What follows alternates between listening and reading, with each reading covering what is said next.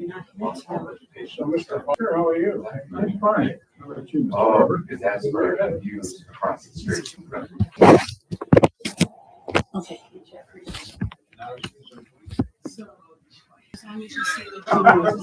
You know, I saw it was.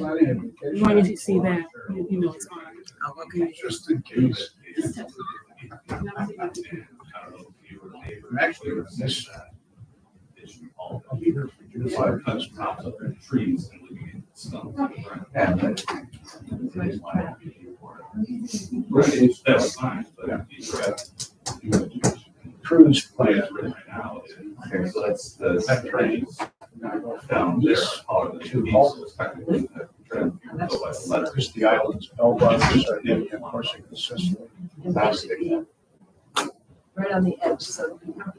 He wants privacy as much as he can, but I don't know if you get fence, I think it's. Not on the fence. I get that clear, but we just Barcelona. Ah. You ready? Then we did another one where we. Oh, don't start it. We've gone to Crete and Santorini. I haven't done a cruise.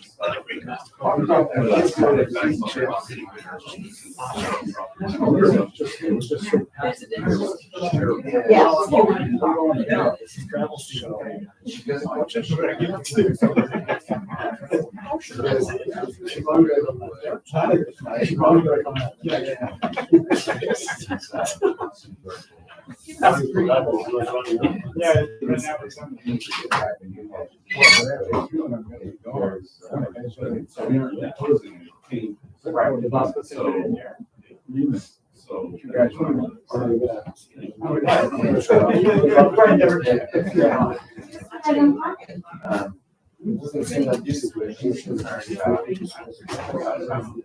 I don't know that I'm. Oh, wait, I got it on. I got it on. Just- Okay, I got it. Okay, I got it on.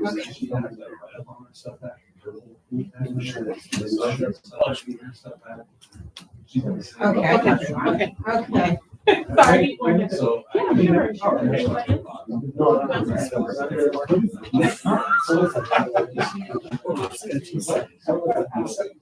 They're on the ends of our trees. And it's like, you guys know, down. Yeah, we were getting it. So, I got this one down.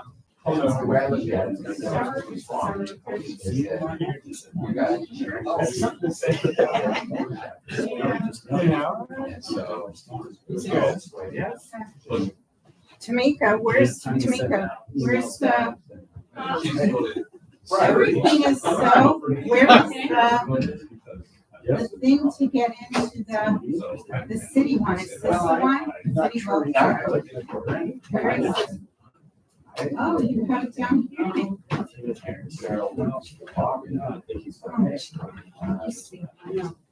These people, Well, it's kind of a south. okay, then I got it. I would never go there. Right. Okay, thank you.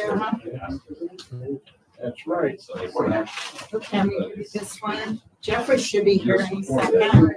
How many times have you seen places? So it's like. Even in Way out. For sure. So they kind of crank it back a little bit. There you are.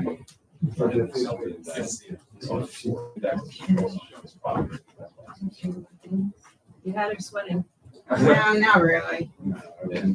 He would never do that.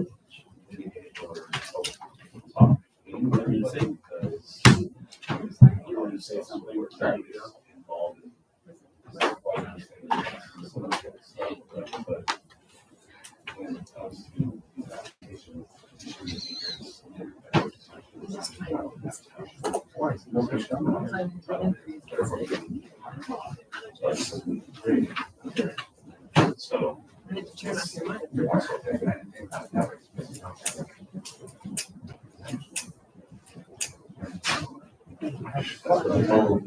But I don't know if I have. I can see it. This is not. Yeah. Oh, no. Which one is it? This isn't, He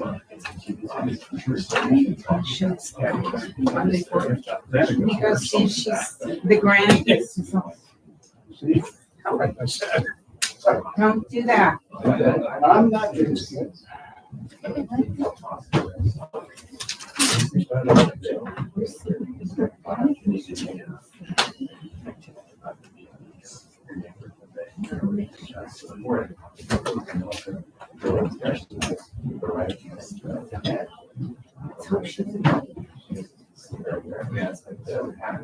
We go make sure she.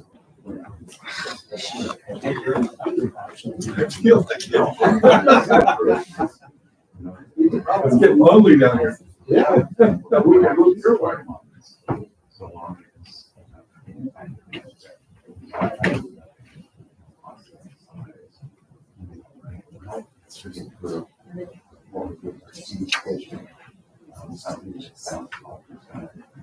Jeffrey, why I hear that you're soon to get out. Yes. Really? Yeah. Congratulations. Thank you. Thank you so much. Yeah. Soon as in within the next couple of months. December. Oh, awesome. The first one? First one. Oh, boy. Yeah. I know. It's gonna be fun. Okay, so you sent the trip. Oh, it's next week. That's exactly. I think I'm nervous with all these checkouts. It's not enough to- I know. I give somebody to sleep while you. Oh, I know. Yeah, you go there away. Yeah, but the green, but it doesn't have the agenda here. So I don't know if it's gonna be that. We have. I think. We're also. I don't either. YouTube. And that's a trouble. It's.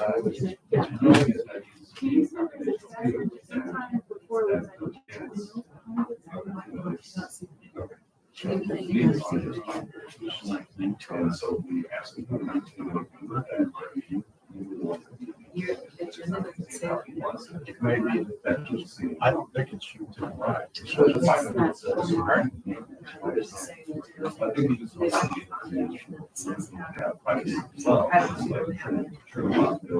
I saw that. Here's a link that says, So I mean, it's part of it. I understand. I never really started to try to be like, yeah, right. Oh, here's the action. Oh, here's the thing. must be going. Just let it go at 6 o'clock. She says it's here. I think it might be.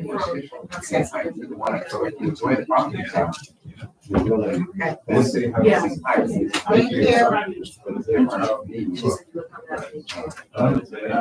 That's why I think it's just. That all. Whereas it looks like it's done in that 4,000. Right. Here's Good job. What Mark mentioned, I was at the meeting was at 4 o'clock. And It's over. I still would.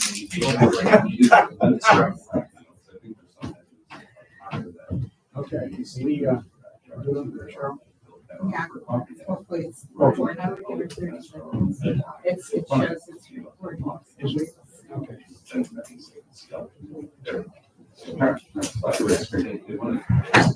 Okay, the planning commission meeting for the city of Palos Verdes Estates for October 15, 2024 is now in order. Please join me in the pledge of allegiance. I pledge allegiance to the flag of the United States of America and to the republic for which it stands, one nation, under God, indivisible, with liberty and justice for all.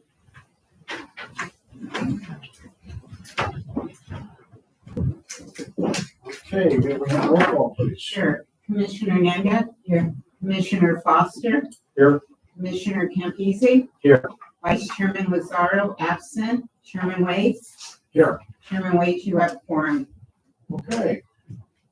Welcome, everyone. We have not a great turnout tonight, but we have a number of matters on the agenda, so we will keep busy for sure.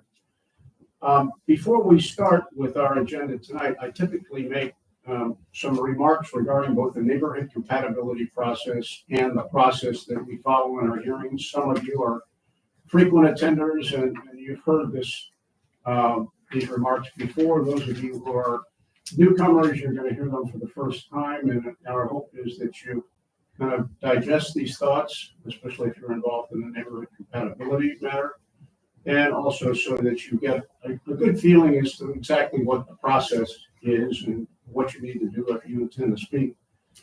So first, as to neighborhood compatibility in our city, the process is intended to be transparent and collaborative among neighbors. It's a process where the applicant of the proposed project meets with affected neighbors to discuss the project. The parties discuss impacts and concerns that the neighbors may have within the parameters of the neighborhood compatibility requirements. And then the applicant considers such feedback and takes what we hope to be reasonable steps to mitigate valid concern.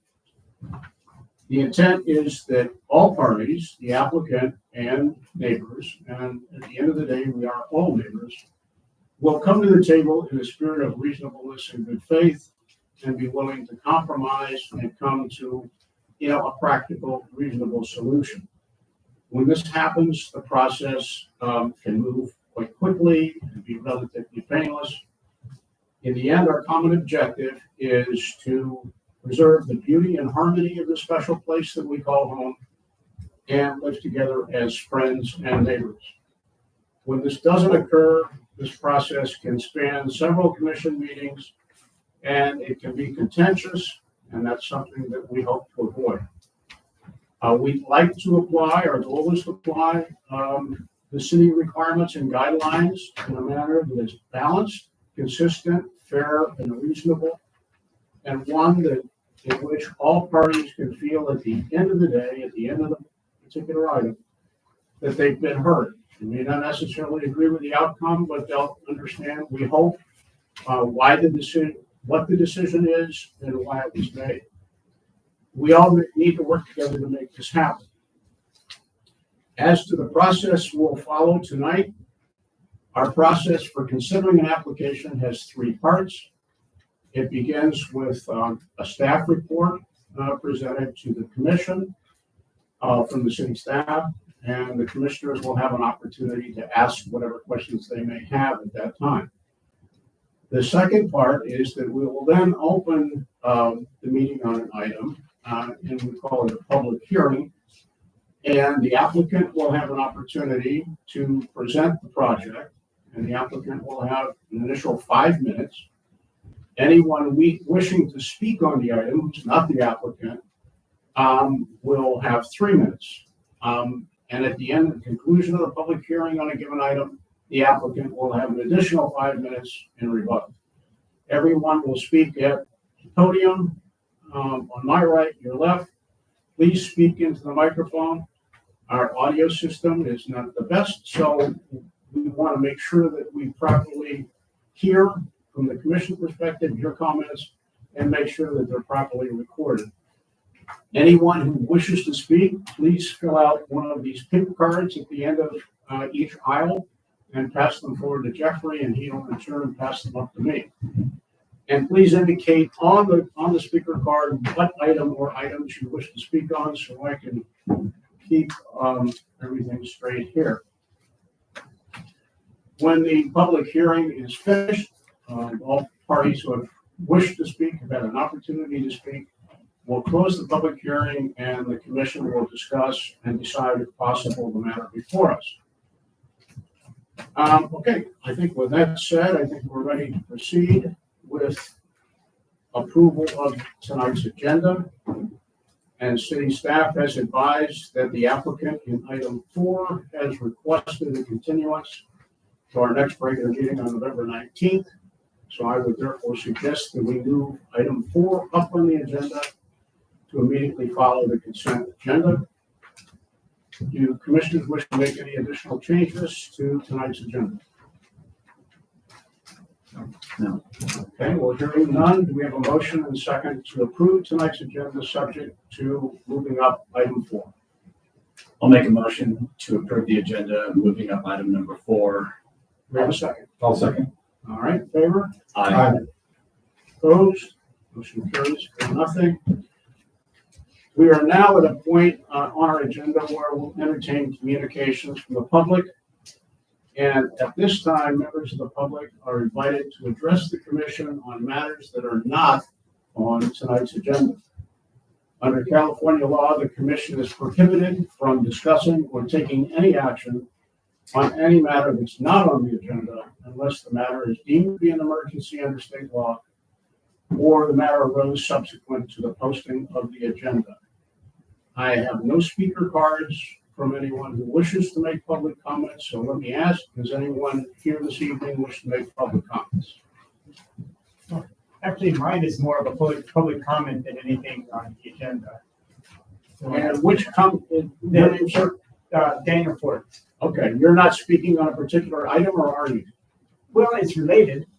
Well, then, It is related. Yeah, okay. well, sadly, it's item 7, so you may be with us for a while. You're gonna not have the opportunity to speak and run. So I think if it is related to item 7, then we should probably defer your comments until that time. Okay. All right. I see no hands or any other indication of anyone having public comments. So we will move on to the consent agenda. We have 2 items on tonight's consent agenda, the minutes from our September 17th, 2024 Planning Commission meeting, and recent administrative approvals by city staff that we routinely review and file. So the commissioners wish to discuss or remove either item from the consent agenda. I have one question on, John's gonna hate this one, a condition, I think, on, yes, it's on continued public hearings, number 3. I think I'm sorry, I can't hear you. on, item number 3 of the planning commission actions, condition 22. It says the applicant shall lower the upper finished floor elevation of the residence to match the existing finished floor of the elevation, which is correct. Thereby, I think we need to have thereby reducing the ridge line by an equal amount. Do we have that anywhere in there? We have a change in the roof pitch, decreased to 312. This one is pretty straight west. I mean, I think it's implicit, but I worry about it. So I don't know what the right answer is. You guys can decide.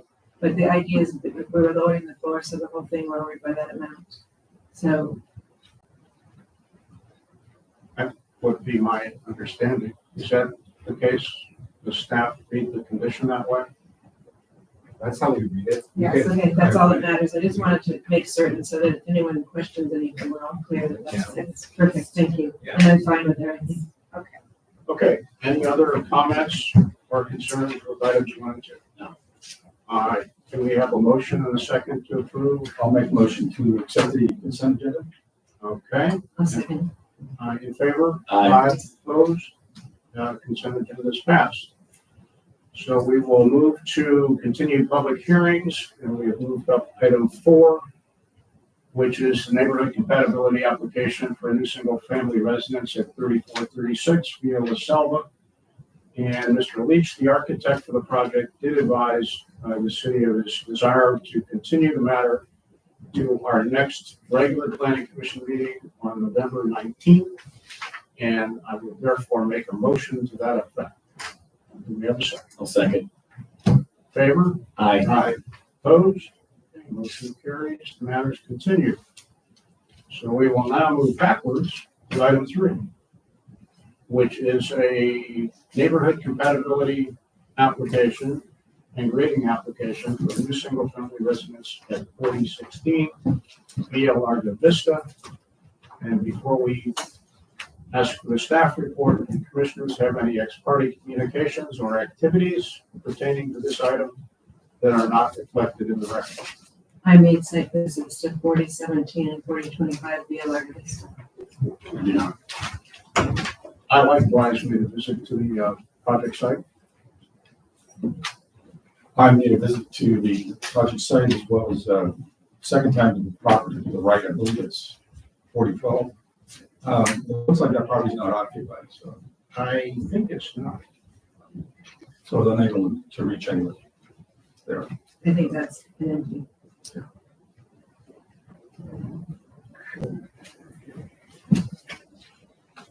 All right, we have a staff report, please. Yes, thank you, Chair Wade, members of the Planning Commission, members of the public. Tonight's presentation is a continued neighborhood compatibility and grading application hearing for a new single-family residence located at 4016 Via Larga Vista. The scope of work, as mentioned prior, is for a new structure of 1,000 square feet or more gross floor area, and grading due to the quantity of cut and fill exceeding 250 cubic yards. For the municipal code. This application, or these applications, were last heard at the September meeting. And after discussion, the Planning Commission voted to continue the item to allow the applicant to revise the project based on your conversation. The applicant has since returned with a revised project, and the current application has been revised in a number of ways, all of which are outlined in the staff report, but I'll go over the changes now. The roof pitch of the proposed residence has been reduced from a 6-in-12 to a 4-in-12 pitch. A portion of the front balcony has been removed and replaced with a roof. The home has been lowered 12 inches. Due to the roof pitch and grading, the two highest ridges have been reduced by 2 feet, and the pad elevations changed, but the wall heights have remained the same. Again, the cut and fill for the proposed cut has been, as a result of the changes, the proposed cut has increased to 487 cubic yards. The proposed fill has remained the same at 7 cubic yards. And the proposed maximum building height has decreased to 24.88 feet from an intersecting natural grade elevation of 410. The findings required to approve the application are outlined in staff's report, as is staff's recommendation. This concludes my presentation. I would be happy to answer any questions you have for me at this time. Thank you. So Any questions for Jeffrey? please, I think the proposed maximum ridge height now is it's 436.51, not 435.78.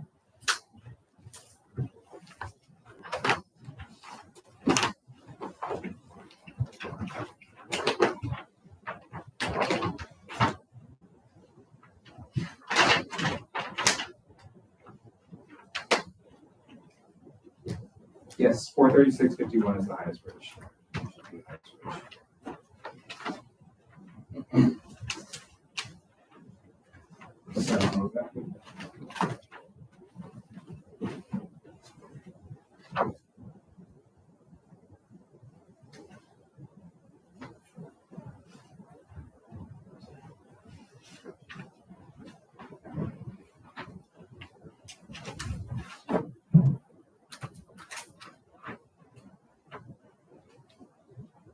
And I think possibly that the height, it says is 26.85, not 24.88. Right, I'm doing the math right now. 436.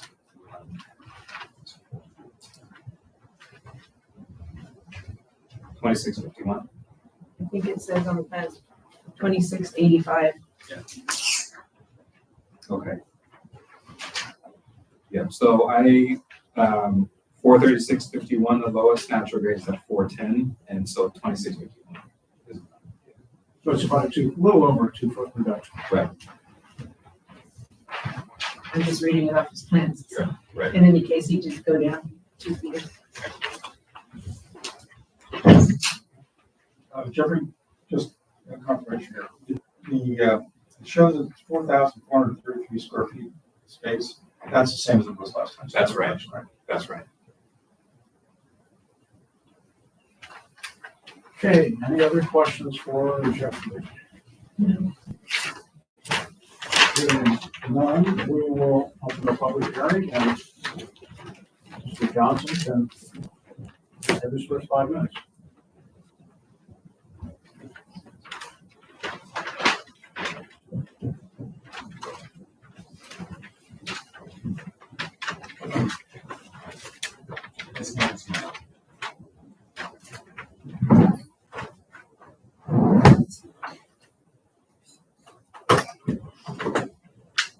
There it is.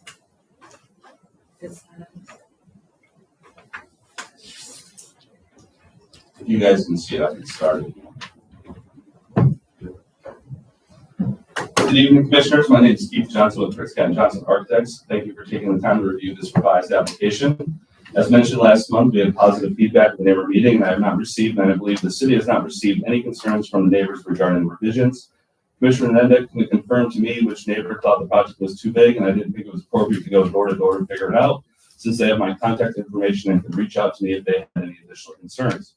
Because they haven't contacted me, I am assuming they're okay with the project as submitted, and I'm hoping that you'll be able to approve the project tonight, as I feel significant changes have been made that make this new home compatible with the neighborhood. Next slide. At last month's hearing, most of the objectives of the neighborhood compatibility ordinance seemed to be met as privacy, views, and natural amenities were addressed. The commissions had concerns regarding the size, overall height, and the impact from the street due to the contemporary steep gable design. Next slide.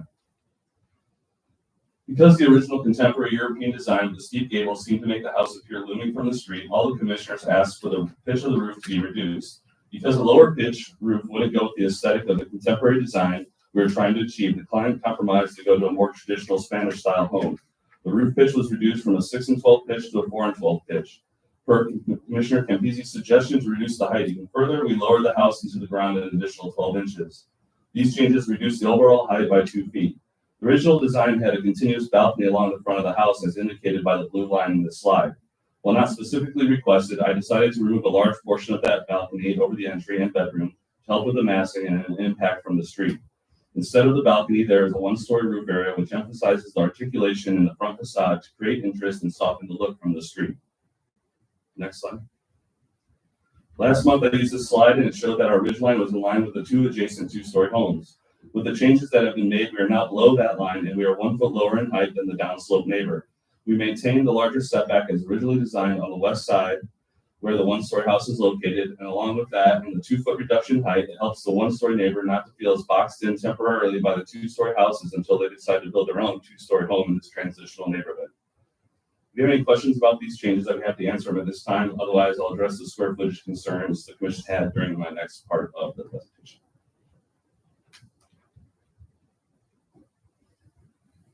Questions for Keith? I just have one. You didn't change the silhouette. It was changed, yeah. It was. Mr. Johnson, thank you for making these changes. The middle note there, larger setback on the 1-story side. Can you just describe the difference between last month and this month of that setback? That's the same. There's the 1/3, 2/3 that you can split it. The 1/3 is on the 2-story side. The 2/3 is on the 1-story side. Gotcha. Thank you. Any other questions for Mr. Johnson? I do not have any other speaker cards. I'm sorry? I'll just use in the next 5 minutes if there's no one else here. Okay, there's no one else here to speak on the item. So is that it? Nope, I haven't. Next slide, please. Last month, there were concerns on the overall square footage of the project. However, I think reducing the square footage solves a problem that doesn't exist. If I was to reduce the square footage, it would basically just come off the back of the house or somewhere in the middle. So as you can see from the somewhat passive-aggressive slide, the front elevation from the street really is going to be unchanged by the square footage of the house. I feel a compromise to the style, the change to the roof pitch, sinking the house in the ground, reducing the amount of the balcony, softening the elevation, and reducing the overall height contribute more to the compatibility of the structure than reducing the square footage to meet some metric on the chart. Next slide. The next series of slides are on homes on Larga Vista and Picket Post. These are all similar to what I am proposing and are within the radius. They are two-story homes and they are built from setback to setback. Next slide. Some have wide front balconies and some have balconies over garages. Some are designed with a similar articulation to the facade as I am doing by pushing one element in front of another. Some have flat two-story volumes and some have one-story elements with roof coverings to soften the elevation. A lot of these design considerations are incorporated into what I've designed. Next slide. You know what else these 9 homes have in common besides being 2 stories and having similar design features? You couldn't tell me which ones are over 0.4 FAR and which ones are under without having the matrix that Jeffrey includes in the staff report for you. The reason you can't tell is because they've been designed in a way that works for the neighborhood and you can't see what is happening behind the facade or underneath the home. Using 0.4 FAR as some sort of limit, which again has never been published as a guideline and never been discussed in a public hearing, does not make much sense when there are no neighbor complaints and the eye test is saying that the project is compatible. Next slide. The findings for the neighborhood compatibility have been met. The natural slope of the land has been considered. Balcony window designs have been considered to deal with privacy. Private talks between neighbors have been good regarding the privacy screening and property line fences. The project does not interfere with any existing views. Even though the home is bigger than the surrounding homes, with the changes to the massing the commission requests and the way I've designed the home, the bulkiness and height have been reduced and it passes the eye test. The home will feel compatible with the neighborhood character as it utilizes similar design features to other 2-story homes that are built from setback to setback and is now a more traditional design that is predominant in the neighborhood. I look forward to your approval on this project tonight, but I do have one more request that I brought up last month. Next slide. Number 5 is already a standard condition. Number 28 seems to imply that we can't do anything in easements. This is not true. In HOA easements, we have always been allowed to do hardscape walls and fences. For example, if I were required to move the walls out of the easement, there would not be enough clearance for the fire department access along the east property line. There's a utility easement in the rear yard, and we have not shown any walls in that easement. I'm not sure why this condition needs to be here, and will just complicate the approval process later. I would ask that number 28 be removed, since number 5 basically says the same thing, but is worded better, and allows for review and approval by the PBHA, who is in control of that easement on the side yard. If you have any other questions, I'd be happy to answer them at this time.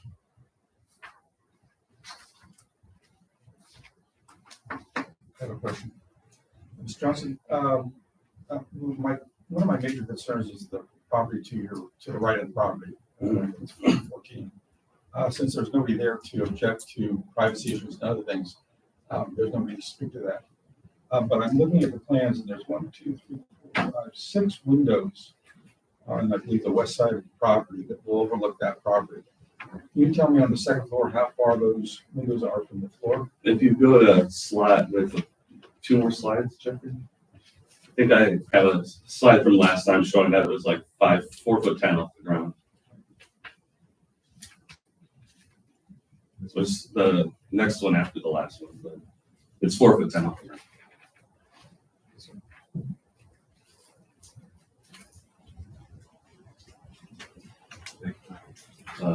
Keep going. 2 down. Right. Oh, sorry. It does. It's 4'10". Yeah.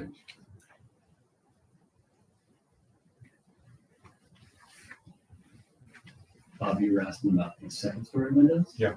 So they're 4'10" from the second finished floor. That's what he's saying. Yeah. And they're mostly in bathrooms and on bed walls where there'd be furniture in front of it. So even with the 5-foot height, it's still even hard to look out of it as well.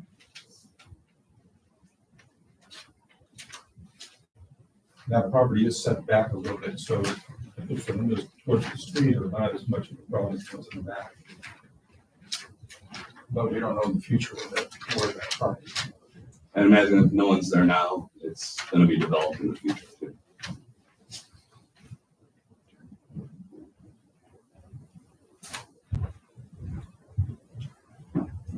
Any other questions for Keith? Okay, hearing none, we'll conclude the public hearing and we'll discuss. Yeah, that's it. Oh, I thought you said conclude. Well, close the public hearing portion. Okay. Anybody want to start? I can. As I said, I made site visits. I did not get back with the email that I was sent, because I was advised previously that I'm not to tell people what was said in the meetings. It can be construed as ex parte, as it has been before, so I let staff know. So, I appreciate the architect reducing the pitch of the roof, lowering the ridge line, and keeping it more with neighborhood character. I think that was a great thing. The use of the lot seems reasonable to me, as the intensity of the hardscape, it's fine. As you saw the conditions, we don't have the right to approve or disapprove things in the easement unless we feel that it's too much for the property, because I don't feel like there's too much going on in hardscape. You know, that's not up to me one way or the other. That's up to the PVHA or the city building department. I am disappointed that the FAR was not reduced as we asked last month. I still feel the home is too large for the neighborhood, with a FAR of 43.8 and at 165% of the average size. I hear what you're saying, that you've never heard FAR before, but I actually took the time to go back and listen to my meetings that a lot of people have been at, and FAR has been discussed time and time again. It's written in reports, and it's a reason why it's on the neighborhood comparison chart. It's not out of the blue. It's been on neighborhood comparison charts for as long as I can remember. When we did our Home in 2000, I believe it was on there. So what I tried to do is get a sense of what was right around, because, I mean, I think there's a couple other FARs that are larger, a couple other homes, but the majority of the homes aren't, as you think. So 420, which is next door, which is being used to say it's a comparison, that's got a FAR of 36.7. And the lot size is pretty close. Let's forget what size is. 89, yeah. And that was 88.72. So the one on the other side is 1 story. That's at 18.4% FAR and 17.4. The other larger one on this street, 34, 32, I'm sorry, is 3,423 square feet at 39% FAR. And 4008 is 3597 at 37.5 FAR. So it just, the 43.8, the FAR has been talked about for years and years. I think it has to come down some. It's big. So that's my opinion.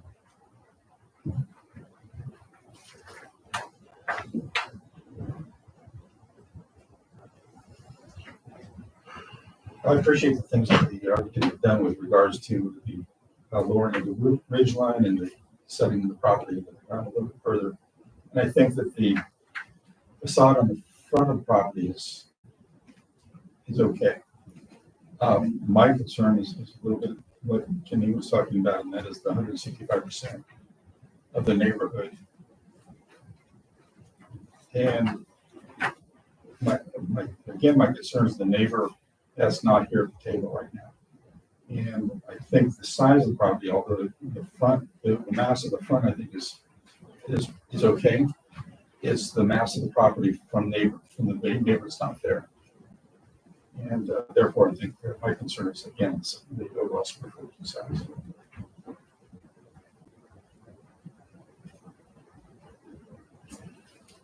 Okay, well, I'll add some comments here. When we considered the application last month, I had two concerns: the size of the project, it being the third largest home with 50 within 300 feet at 165%, as has been discussed. And the second concern I had was the height of the house at almost 29 feet. This seemed to loom over the street and surrounding one-story homes.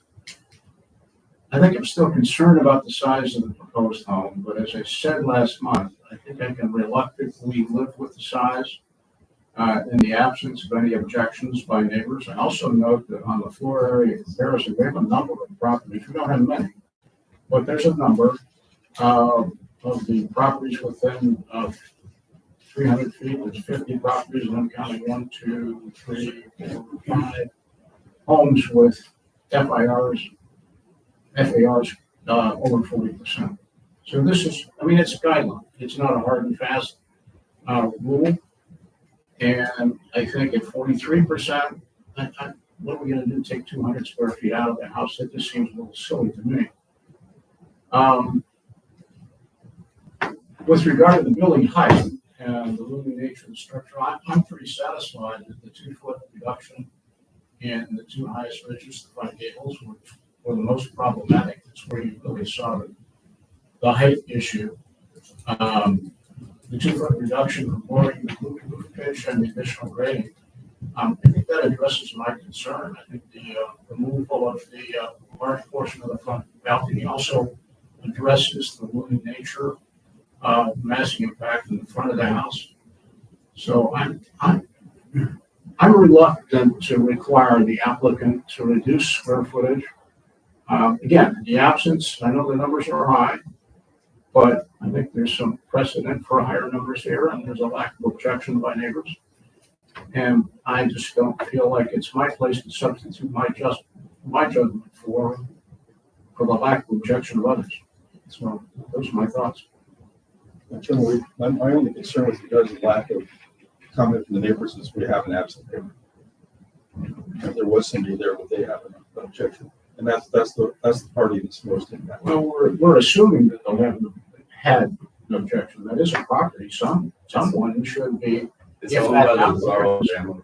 I'm sorry. It's owned by the Lazaro family. I'm aware of that. Okay.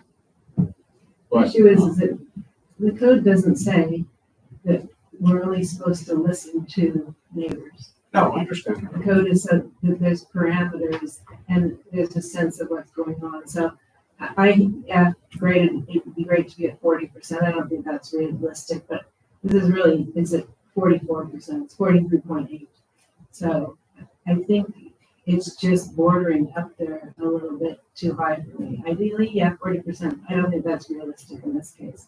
But I think if, 100, 150 came off of it, I'd be feeling more comfortable. That's just my opinion. I'm just not sure that if we asked for that kind of reduction, let me back up and say, I agree. This is not a vote of the neighborhood, is what their feeling is. The lack of objection doesn't drive the matter, but it is a factor. In my opinion, if neighbors don't object to it, then I can only construe that as a feeling that they're not dissatisfied. And I think the architect has shown us a number of homes in the area that have roughly the same height and appearance. So my take is it's not a real issue. And when you look at some of the other floor area ratios and you see higher ones, Yeah, I hear what you're saying. And I see on paper posts, there's a lot of higher ones. But I do have people who say to me, we thought that's your job, but we're not supposed to have to come, that you have some parameters you're supposed to work with. So that's where I have a difficult time. That, like people say, if you read code, it says if you write a letter or you go in front, it's equal, it doesn't matter. Mhm. And then everyone gets up here and says, well, no one's here to speak.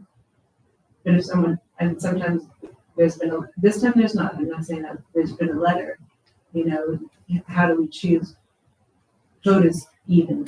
So I think that's where I have a hard time. To have the neighbors, some of them say, yes, it's very big. You know what I mean? Do we want to die on every hill with our neighbors? No, we don't want to. What's your job? So that's where I get caught in all this.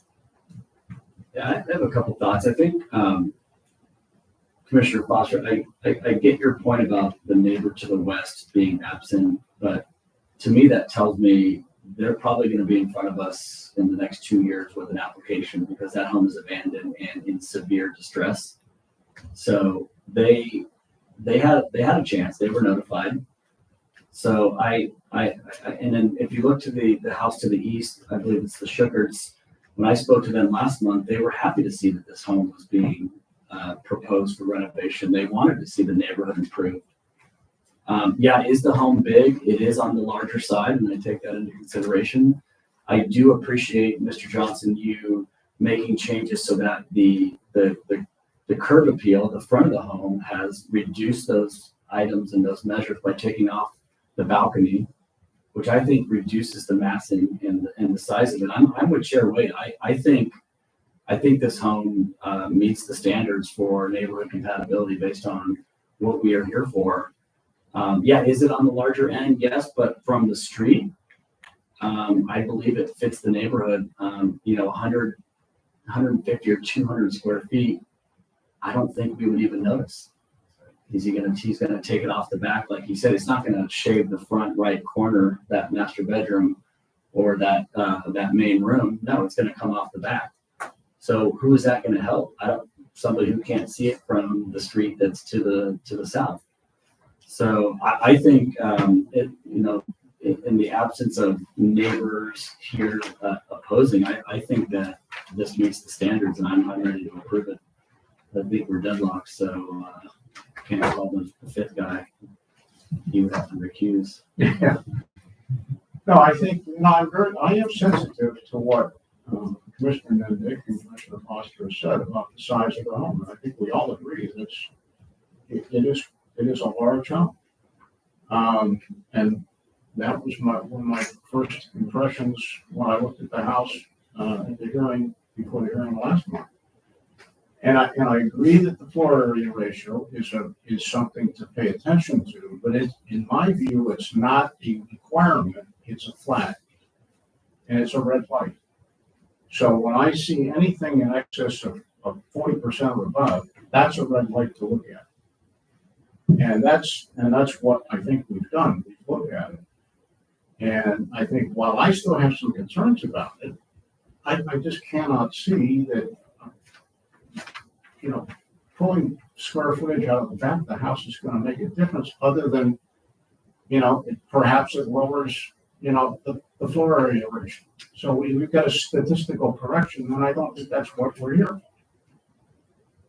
Yeah, if there were 3 neighbors lined up angry about this hill on the seconds and middle, I think that's a different story. But because the neighbors we spoke to even last month, they were fine with it. I think this is an approvable project. Well, and I did likewise go next door to the neighbor on the left-hand side as you're facing the home. And the lady there was ecstatic about the project. She was happy that something constructive was being done with a property that's long in the tooth and really needs to be rehabbed for the appearance of the neighborhood. And she was a little bit concerned about the height of the house, and I think we've addressed that. That's the only neighborhood concern that I've heard. So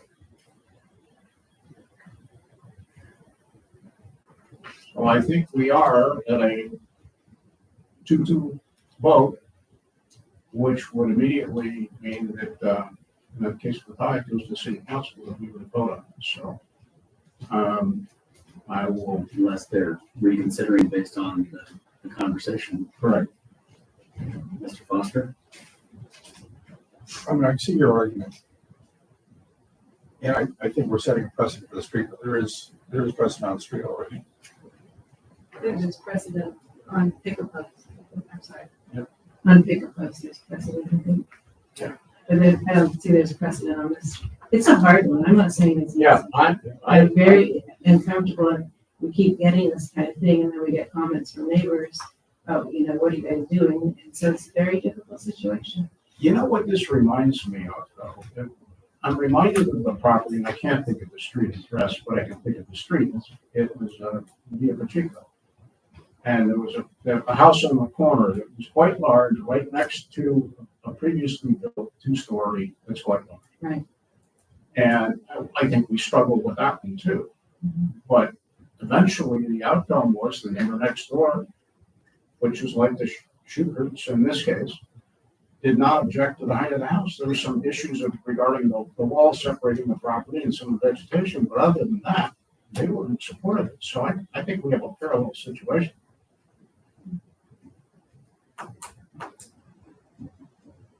I mean, if he came back next month with 173 square feet less than it's in the back, is that going to satisfy you? Wherever it is, I think 150 I'd be satisfied. I just think that we have these, and I hear what you're The saying. house will look different. It's like Well, actually, it's like because you taking see out a the mass, bathroom. okay, I'm saying you see the mass from the house. You don't really look at the house from the front. You look from the side, you look from different angles. So it's just a hard thing because there's a reason why some of these things were stated and why we talk about them. And I get what you're saying, that no one's here complaining. I've been out there. People are still saying they feel it's large, but they don't want to get in fights about it, and they don't want to, they have a right to say what they think. And it's a difficult situation because everyone wants it redone, and the changes with the height, I think, are fabulous. I think I just have a hard time because I am probably more mathematical, and I know how this place, has a fair amount of volume because the plate heights, it's not like it's at this square footage with 8-foot plate heights. Okay. So you got more volume, you've got different things going on. So I hear what you're saying. I have a hard time. Could I clarify, are you saying that there's neighbors that are opposed, but they did not want to speak up? They're saying, no, they're not saying they're opposed because they want it done, but they do feel it's very large for the neighborhood. It's large for the neighborhood. So if that's what I'm hearing each time I'm out there, but they want it done. But are any of them in the audience today? No, but that did we doesn't receive matter. any writing? But that's the process though. Like, Well, you you're right. can't be the messenger of the neighborhood. Okay. You could talk to them, but I don't think. That's fine, but I have the right to say what I've heard, to have an opinion. So I agree with you Right. very much. So But here's what I'm also thinking, is that I think we can all agree that the house next door is probably somewhat going to be torn down and rebuilt. But all we're doing is setting up that precedent for that house to be 165%. And so we'll just keep ratcheting this thing up.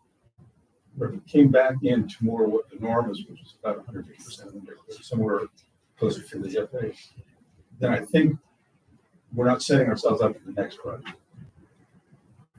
Just a thought. no, because if you're realistic, from when neighborhood compatibility started, okay, to now, houses have got considerably larger. So these percentages have gotten smaller, really, over time, because you're comparing to larger homes. So there's a point to where you're at where you're getting to where you're 100%. Is that where we want to be? I don't know the answer. I mean, we're supposed to do it relative to the homes around. We're supposed to do it relative to the lots that are the same size. I think there's all different ways to look at it. I don't think anyone's 100% right or wrong. Well, if you look at the neighborhood compatibility issue, you can see that some of these houses with the high floor area ratios for the size of their lots some of them are quite old. Back in the 49 is one of them, and 1949, and two are in 1994 and 95. And there have been homes built subsequent to that have lower floor area. So I don't necessarily think that just because you approve a larger home in this case, that it necessarily means that the one next door or the next one is going to quote this size. There are a lot of factors that go into it, as we know. But I think at the end of the day, I sometimes try to put on the lens of why should we not approve this house? And they've addressed the major concern I think that anybody expressed in the neighborhood and that all of us felt, and that was the height. I think that's been addressed. By taking basically the square floor area of a bathroom out is, in my opinion, just inappropriate. I mean, I think this house is well designed. It's a beautiful, attractive home for the area. And I think we shouldn't stand on the floor area ratio as saying that we should pick out the size of a bathroom before we approve it. I agree. I think taking out 150 something.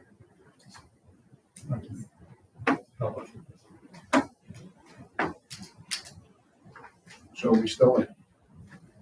Aye. Well, I guess we need to make a motion to find out. I guess we can. Chairman White, also address condition number 28 that Mr. Johnson requested that it be Well, part of deleted. my concern is that's a public works condition. I understand there's an inconsistency there. And I think the staff needs to resolve that. And I don't know that that's a matter that the commission should be the arbitrator or the mediator of what the planning department's saying and what public works is deciding. So I hate to say you might be faced with an inconsistency here, but I think that's the outcome. And I, for one, am not going to suggest that one clause prevail over the other one. I think it needs to be resolved by the two departments. I think you're gonna make a motion, you need to consider making a condition about that back hedge, that on this thing says it's supposed to be for the neighbors, a certain height, I don't remember what that was. 10 feet above neighbors covered patio, it says.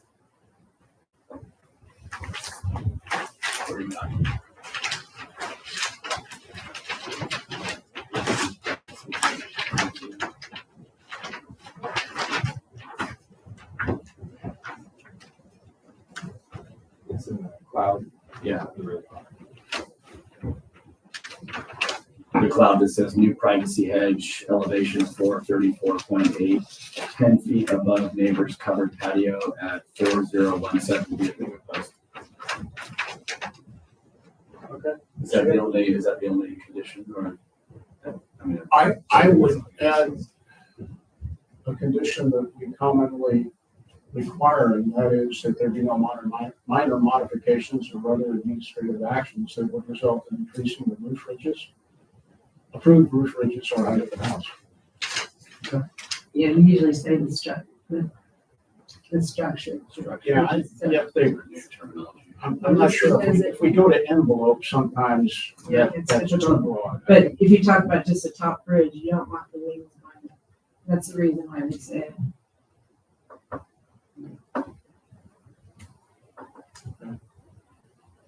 Well, I'm prepared to make a motion that we approve this project, which is NC-011-24, beginning application, pertaining to 4016 Via Larga Vista as revised and presented to us this evening with the condition that there be a new, that the privacy hedge elevation 434.8, 10 feet above the neighbor's covered patio at 4017 feet post, that be required and be a condition of approval. And that also there be no minor modifications or other administrative actions that result in increasing the roof ridges or height of the house. And we wanted to condition that slightly differently. What terms would be used? The envelope of the structure is, I think, what's usually used. Yeah. Okay. All right, that's my motion. I'll second that. All right, those in favor? Aye. Opposed? I oppose. No. Come on. You're aye, You guys do it. So it's 3-1. so motion carries 3-1. Yes. Okay, congratulations, Keith. All right, now we'll move to item 5, which is a miscellaneous application for as-built walls and fences exceeding 42 inches in the front setback adjacent to the street, 1657 via Oliva. And as in the last case, I will ask whether commissioners have any ex parte communications or activities pertaining to this item that are not reflected in the record. I'll go first. I visited the property and I spoke with the neighbor next door to the east, which is, sorry, let me get the address. 1661 via Reba. And I likewise visited the property on the street area along via Riva, the 1600 blocks and the 1700 block and down to Montemar. I visited the property as well, but did not speak. I visited the property, but no one was there when I tried to speak. Okay, we will call for the staff report then. Thank you, Chair Wade, members of the Planning Commission, and members of the public. Tonight's presentation is for a miscellaneous application for as-built walls and fences exceeding 42 inches in a setback adjacent to the street located at 1657 Via Riva. The application is for a 6-foot tall wall with pilasters and a driveway gate along the south property line, and then a 6-foot tall wrought iron fence along the west side yard within the front yard setback. It's as built because it exists now. The wall and fence was built without planning approval, and so for those of you who visited the site, you most likely saw the fence and wall there. So the applicant has submitted a miscellaneous application to get approval for that as-built condition. This concludes my presentation. I'd be happy to answer any questions you have for me at this time. Thank you. Okay, questions for Jeffrey? So Jeffrey, what was approved was actually, the wall was supposed to be at 103.515, and just around the patio part, not across the driveway. Is that correct? That's right. So there was no driveway gate. Right. Wall. I'm sorry. It says, the original plan said bottom of the wall across the front of the patio area, I think the property line was 101.25, and then the top of the wall was 103.15, and it went over to where the stairs were. And the side wall was the one closest to the driveway was supposed to be 100.05. On both sides, it was supposed to be 100.5. Right. Is that Yeah. what you see? That's what I see. But I believe in the original plan there was no wrought iron fence that encroached into that front yard setback. It was just a wall. Correct. I'm sorry. So the wrought iron fence along the west property line that is being shown now was not on the original plan. Right. It was just the wall to 101. Yes. Mr. Graham, I have a question for you. I visited the property, and I think this project came before the planning commission before my time. Yes. So when you're standing at the street level, obviously the fence is not 6 feet, but when you go into the patio, it's dug out, and so that's where the 6-foot height comes from, right? Well, yeah, it's from I think it's from adjacent natural grade, and so it's really 5 feet from the existing grade. And there's a difference of a foot between the natural and existing grade. Okay. And It's so, always meant to be measured from, and then setback from actual or existing, whichever is lower. Right, lower, yeah. So when was this project before the planning commission? 2019, May 21st, 2019. It's before my time. Mine as well. That's why I pulled it up. That's right. Well, it's just one of those things that you're trying to figure out exactly what went on, and then see what happened. Okay, any other Thank you. questions for Jeffrey? I have no speaker cards from anyone on this issue. Is anyone here to speak on this item tonight? No? The applicant's here, but he Okay. Then if there are no public comments, we will close the public hearing and we will discuss the matter before us.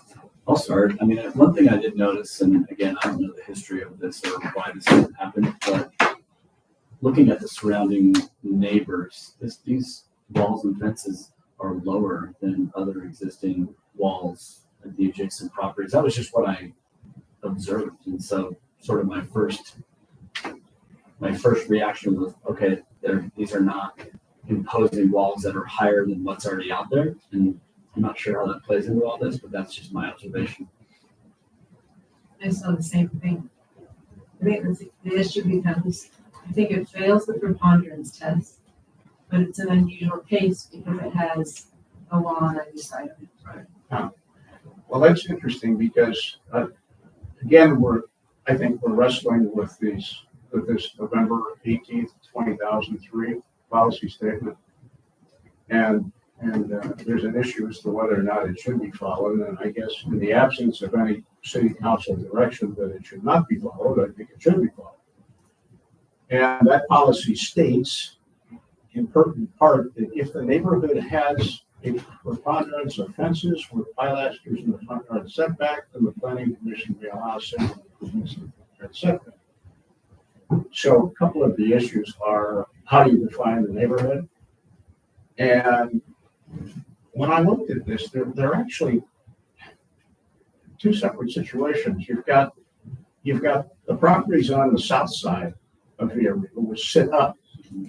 You've got the properties on the north side. And if you consider, I mean, and they're dramatically different. I mean, my sense was you need to look at the neighborhood in terms of what side of the street you go on. And if you do, and you even do the numerical count, which I did, and I looked at all the way from on Vierriba on the north side between Villazo and Mexico Place, which is the 1600 block, including 708 Mexico Place.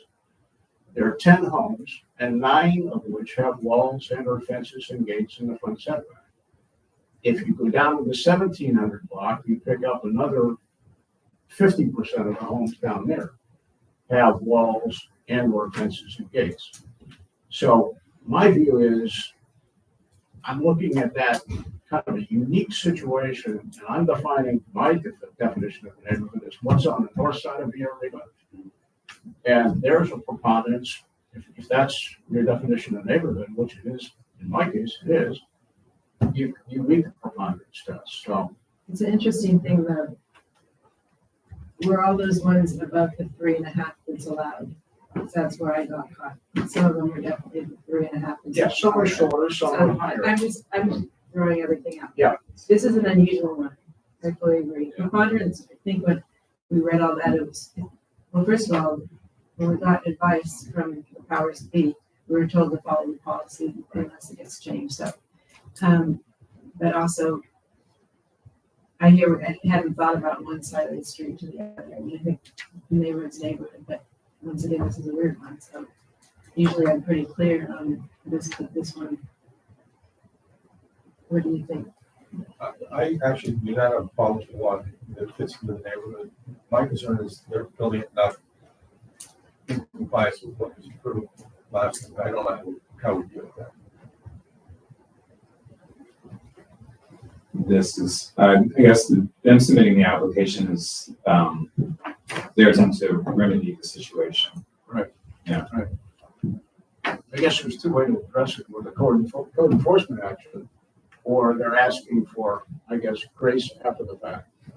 Yeah, I think what helps her is that it's more of a wrought iron fence, and so it doesn't actually kind of, yeah, it's not a wall. And so I think that to me, it's an attractive wrought iron fence, and it keeps the openness a little bit of that section of the neighborhood. As a couple doors down, there's just solid wall. Right. Well, now the policy is no more solid walls. That's not even an option from what they, so it is wrought iron, so that's good. So I mean, I just think that,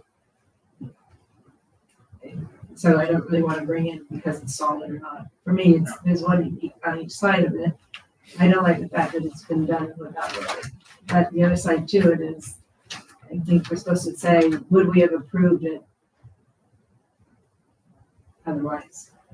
Is that right? That's one of those Yeah, I things. think that's an excellent point. If this was a case of first impression and this project was coming forward to us today, obviously that would be a factor. And I'm inclined to approve it. I don't see any adverse effect on any of the project. I see it as entirely consistent with the neighborhood character.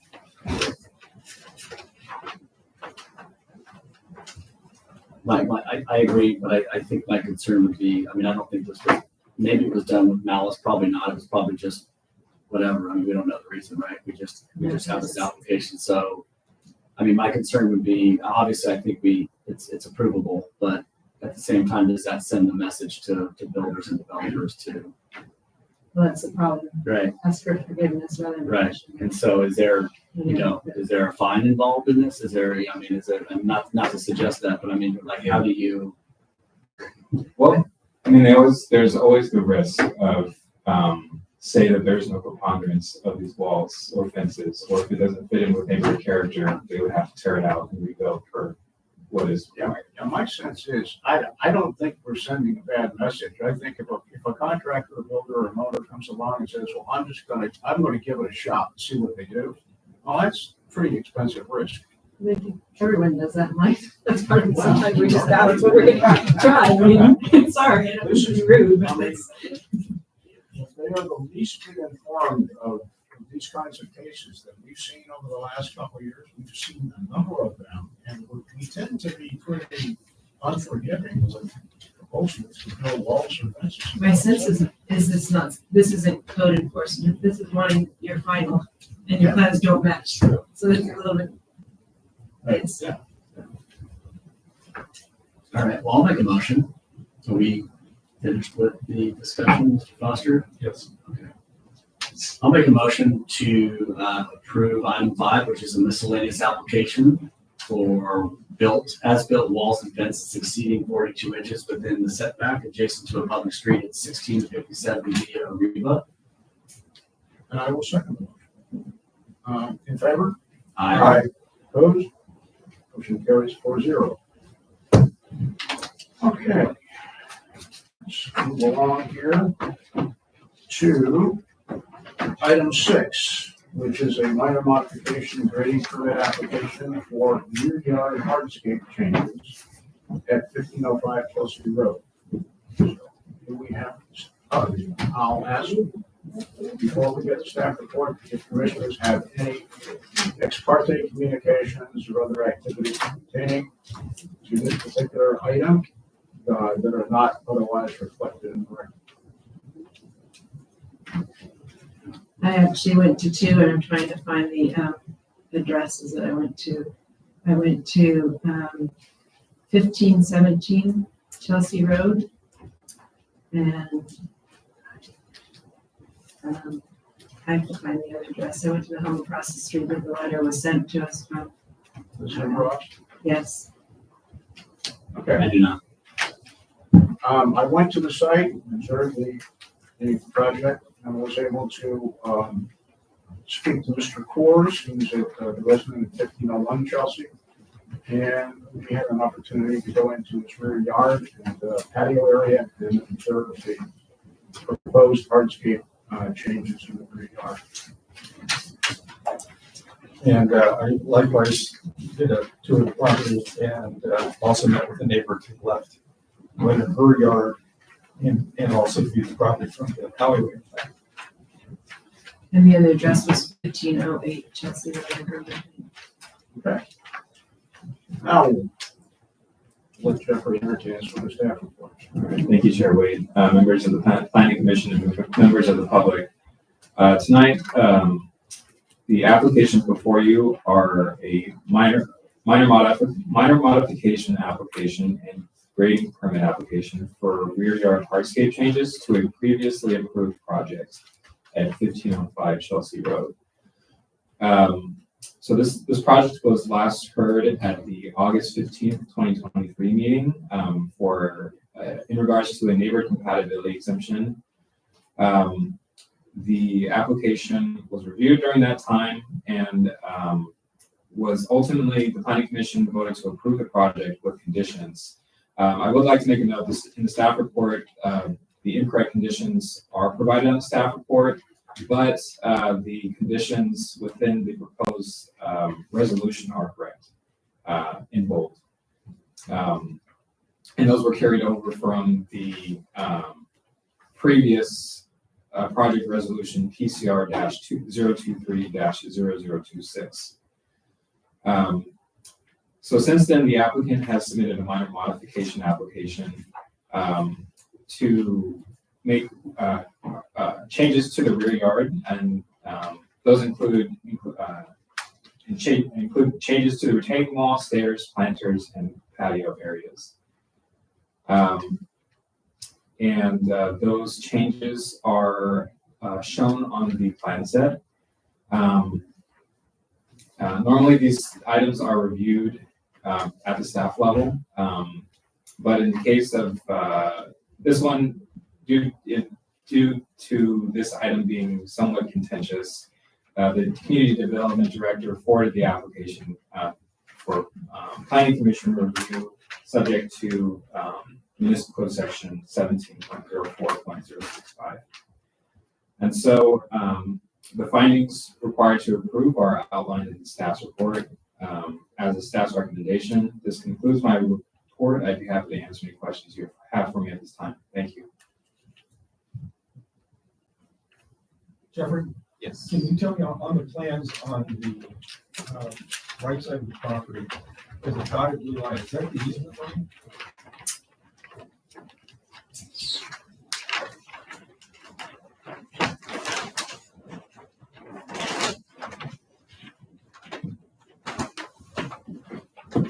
Yes, it's a 3-foot HOA easement. It's an HOA, not a utility. It says HOA easement.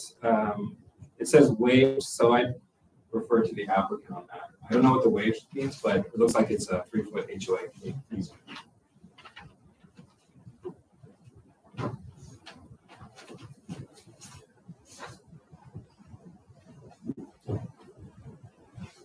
Okay, other questions for Jeffrey?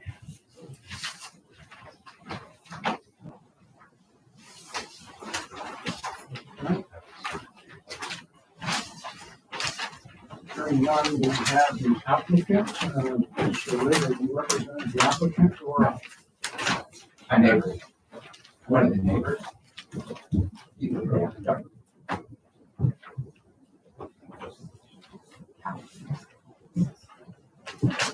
Good evening, commissioners. My name is Keith Johnson, Pittsburgh Johnson Architects. Thank you for taking time to review the minor modification and grading application.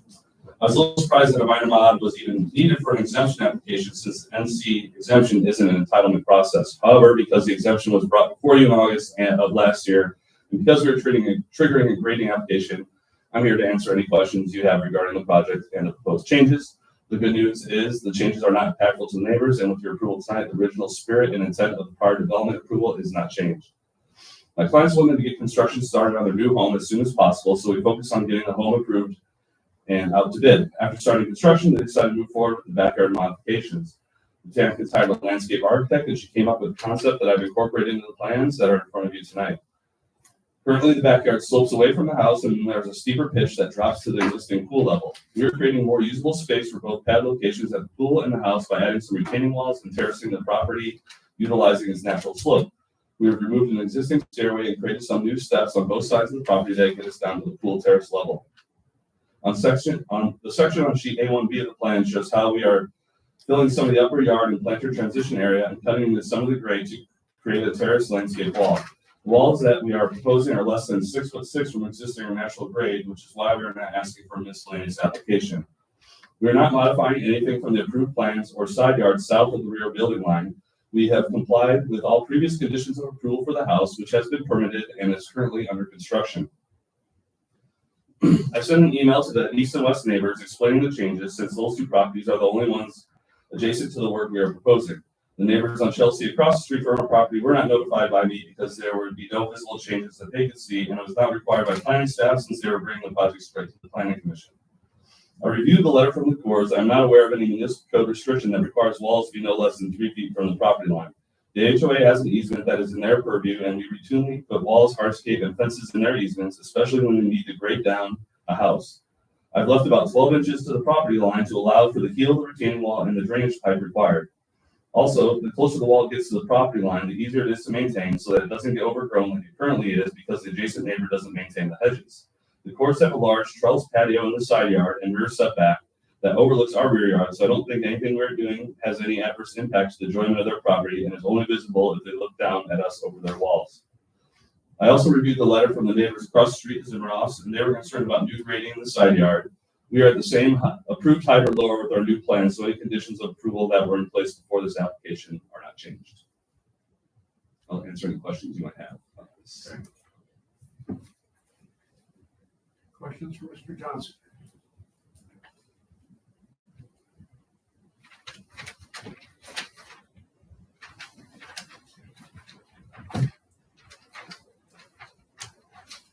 So, I do have a few.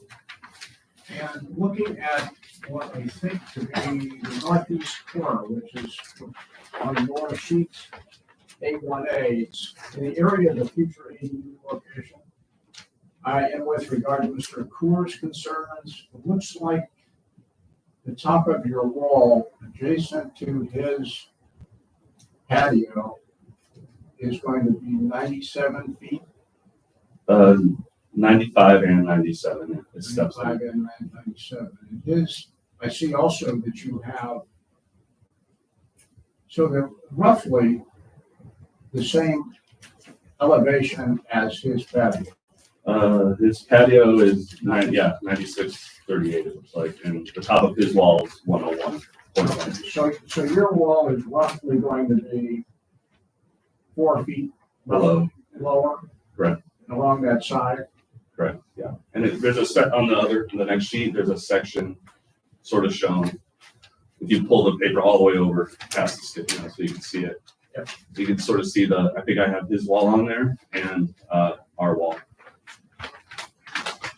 It's like a darker black line. Yep. That's the property line.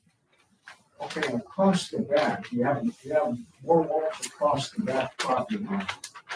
That's just a fence, basically pool fence. There's an existing fence there now we're replacing. Okay, is that proposed fence that you're putting in, is it any higher than the current one? I think because the alley slopes, it's probably consistent height, but wouldn't be over 6'6". It's not over 6 foot fence, and that's currently, it's an existing fence, is it not for about 6'2"? I mean, 6. There's an existing fence, but it's in pretty bad shape, so we're Yeah. replacing it. So if I hear you correctly, it's about the same height as the current fence. I assume so, but I don't know if it's a five. It'd have to be at least a 5 foot fence there because of the pool, but Right. it might be a little bit taller. I'm not 100% sure. And there's no hardscape or walls or anything that require miscellaneous application. Correct. And with regard to the fencing on your side setbacks, in the front, you have the trash yard, and then on the other side. We're not proposing any changes there. It's just from the back of the Yeah, I house. looked at your last plans, and it seems like they're virtually the same height, maybe even lower in some cases. So there's a condition of approval in the previous decision where there'd be no vegetation higher than 8 feet in the side setbacks. That's not changed. That's continuing forward. There was a little bit of clarification whether that meant new vegetation or existing vegetation, and I actually emailed you about that last September. Yeah. I don't know if it's really a concern anymore, but my client has taken out trees that weren't necessarily part of that and some foliage along that side as a courtesy to the neighbors. So there's no proposal to put in any new vegetation. No. So the existing ficus on that left side, they're gonna remain?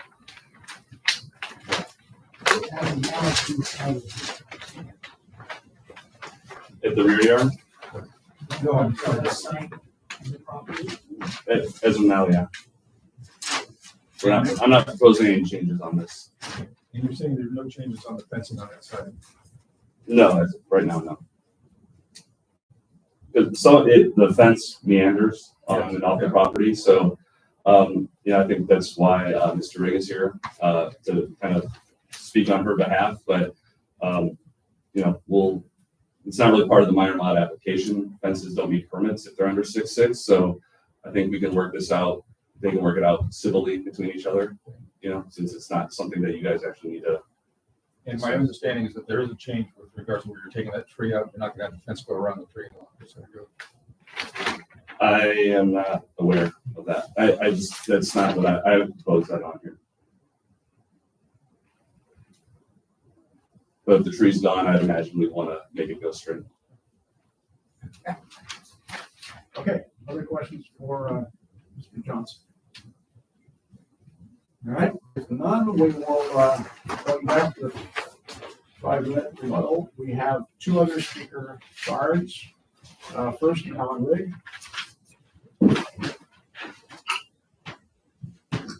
Thank you, Mr. Chairman, members of the Planning Commission. I'm here on behalf of the Koshlers, 1517 Chelsea next door. When they took a look at the plans, we took a look at them, we did have concerns.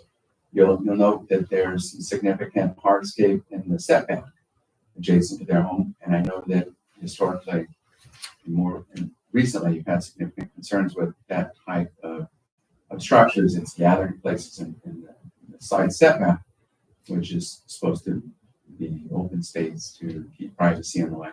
However, though, because of when we looked at it, we looked at the hedges, and because of the vegetation, there are no impacts, so long as that vegetation remains to the Koshler. So we're actually here in support of the project, so long as that vegetation remains or is replaced at the same height. So we're in favor of that.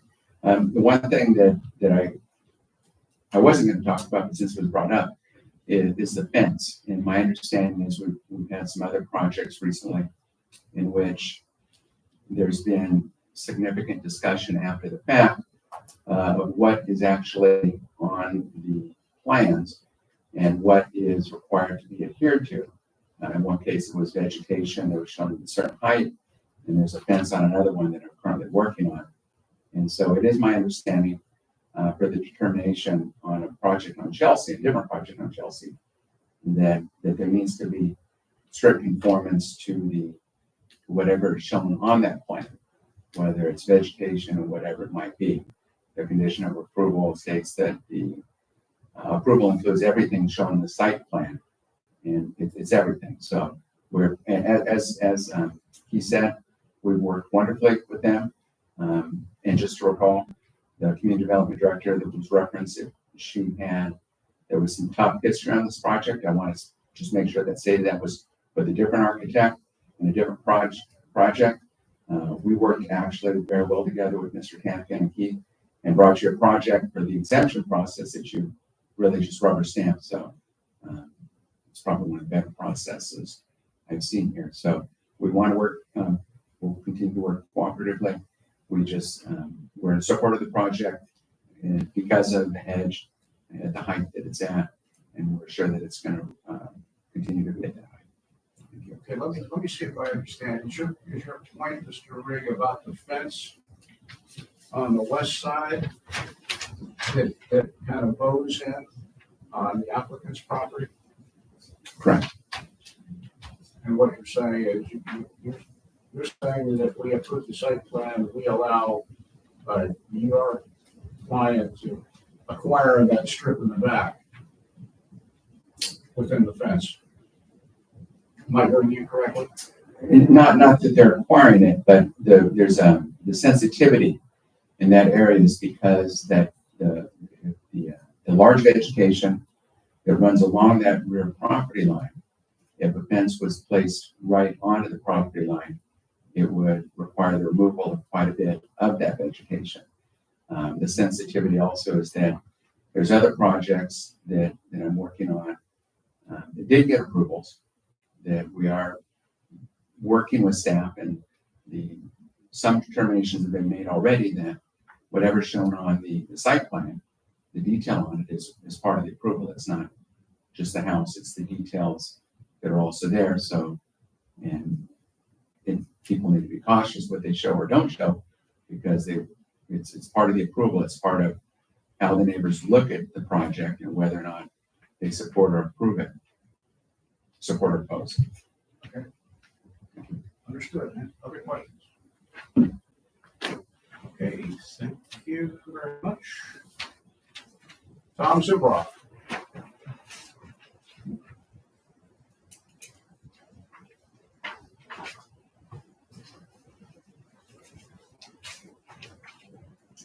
Good evening.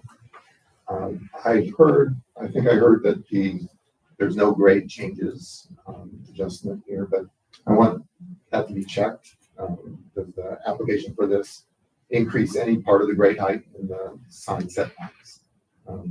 Because any increase in the existing grade is inconsistent with the intent of the prior entitlement condition 18, which was agreed upon and placed limits on the height of the vegetation in the side setbacks. And any proposed increase to the grade, and the side setback also elevates the height of the vegetation planted in the side setback. And this is inconsistent with the spirit of the planning commission's prior intent when conditioning the vegetation height. The prior entitlement for the vegetation in the side setbacks was intended for the purpose of finding of no adverse impacts.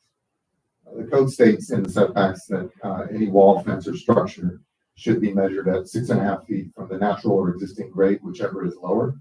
The fence originally approved for the plans in August 15th of 23 stated the fence height at 6.5 feet along the south property line. We asked the vegetation condition be consistent with the originally approved fence per the plans and measured from the natural or existing grade, whichever is lower along the southern property line. So that's what we're trying to confirm is whether or not there is any increase at all to the side setback height for the grade. Thank you. All right. And we'll return to the applicant's last 5 minutes. Well, I think everybody sort of wants the same thing. We're not looking to raise the grade or change the height of the trees, except I believe the hedge is taller than 8 feet. And as stated now, we'd have to trim that down to 8 feet. I think if we move the fence to our side, to the other side of the tree trunks, I don't think it's going to have that much damage to the trees, as it's just be on the other side of the trunks. If we are required to go for a minor mod to straighten the fence out, then we'll just cross that bridge when we come to it. But I mean, these are the kind of things that are like pretty detailed, that pretty easy to solve between the neighbors versus you guys conditioning something that has to be there. I think based just on the application itself, the grading and the minor mod, I don't think there's any adverse impacts, and we meet all the findings of those two applications. And I think it's consistent with what was approved before. So I think to Mr. Zimroff's concern, again, the fence on the south side in the corner, is it south, I would southwest corner. I think that was my question earlier. Those numbers are the same. Yeah, I sort of shaded the plot plan white. So it's just everything that is north of the rear building line is what's changed. Everything south of that is per the approved plans. Okay. Less the ridge heights that we had to So provide. just so he understands though, there is some hardscape in the side setback on the 15-17 side, which is higher than grade. I We're, mean, you've got steps, you've got the corner. the steps are on grade. Yeah, but they are below. Yeah, they're below. sight line. Yeah, yes, yeah. So the minimal hardscape we have with the steps is they're on grade steps that go down on already sloping terrain. Okay, and then I think the corner of your planter is 97, that's probably still 2.5 feet, so it's not much higher than the grade. I mean, you've got an elevation of 100 feet towards the front, and it progresses down into the next neighborhood, you've got 95 and 95, so you're dropping down considerably towards the back of the property. So my sense is, when I look at these plans, that infrastructure down there, that hardscape is definitely below the sight line. Yeah. The pool level is 87.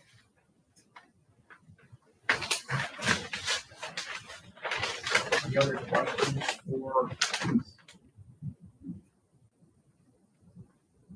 I guess one question is, you already have steps on the other side of the yard.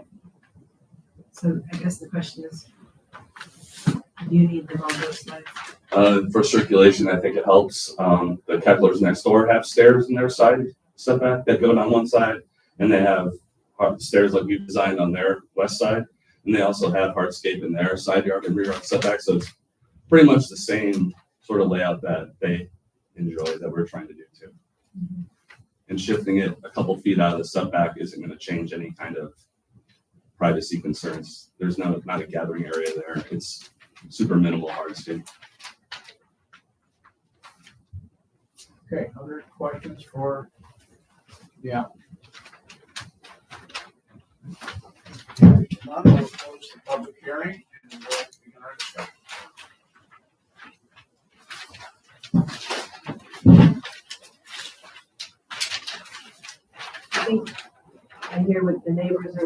and I hear what the applicant's saying.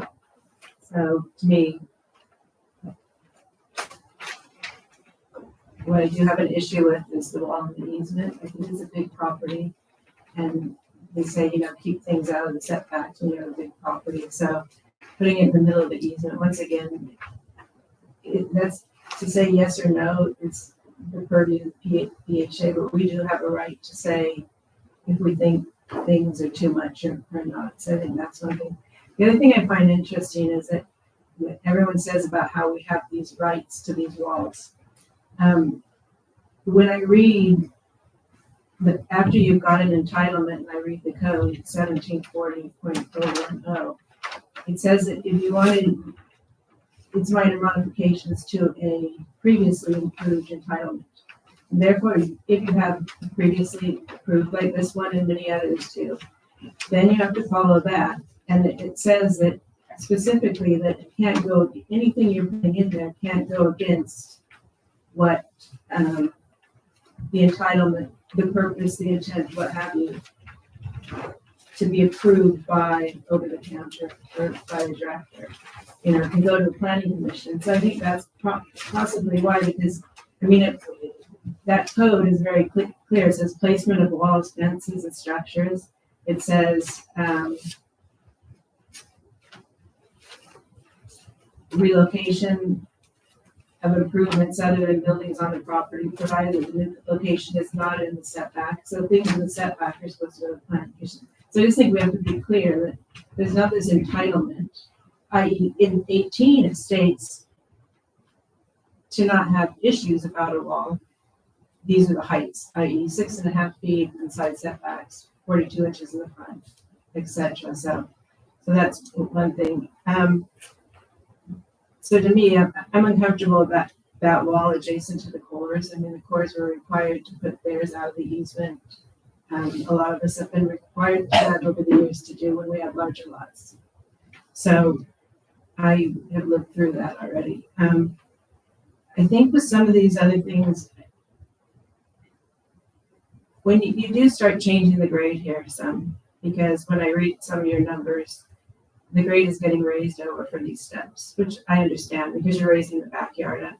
So to me, for that area, I would prefer that we put a condition tying to the height of vegetation to that wall that's been approved already. So that it's just clean, because it's too hard to know if grade gets changed, how do we measure it from 8 feet from whatever it was before or whatever. So this way, it's something just very straightforward.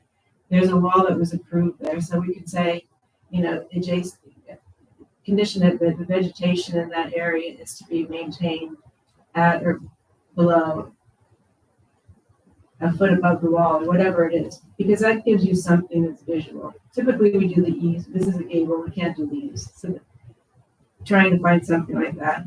And then the other thing I would say is, I think we do need to condition, because of how it was 8 feet before, we do need to condition that the hedge between the property to the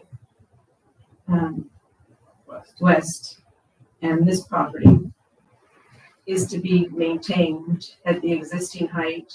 And if something happens and any part of it has to be replaced, it will be replaced with like kind of vegetation at the same height. Because if that hedge goes away, with the location of the pool equipment, that's what the neighbors are going to be seeing.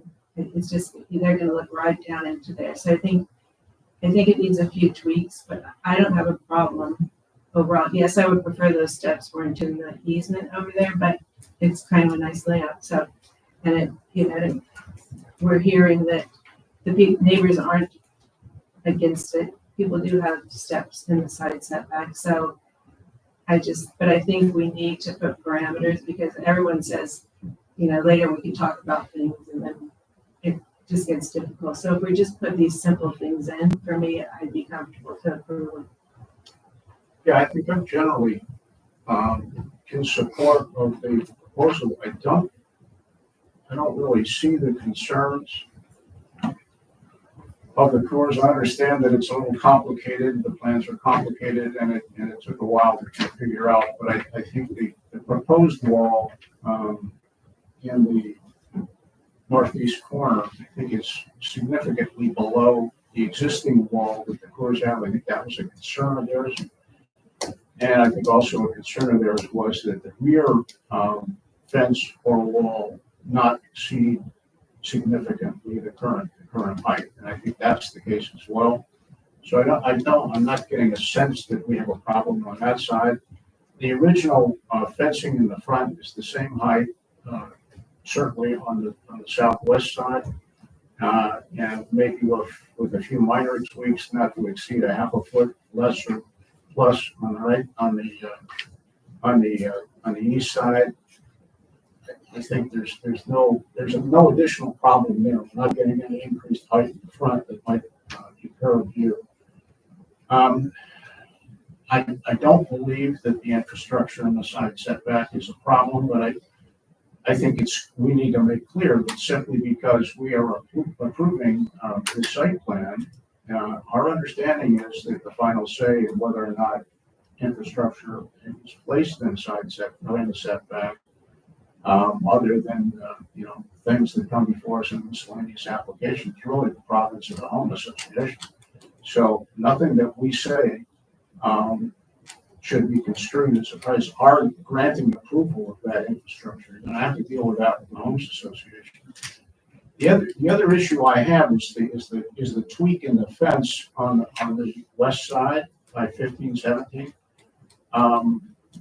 That goes to my question to Mr. Rigg, and obviously that fence is indented on the applicant's property, and if we approve the site plan, we're not making a statement as to a legal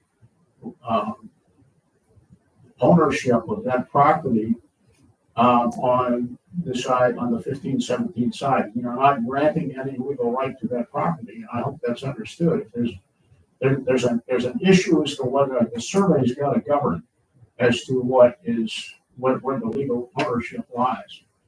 And it's not going to be our approval of a fence that jogs into somebody else's yard. So that's going to have to be resolved between the parties. And whether they agree to move the fence or not, or agree to leave it the way it is, there's going to have to be a clear understanding that unless they want to, do some property transfer, that's entirely up to them.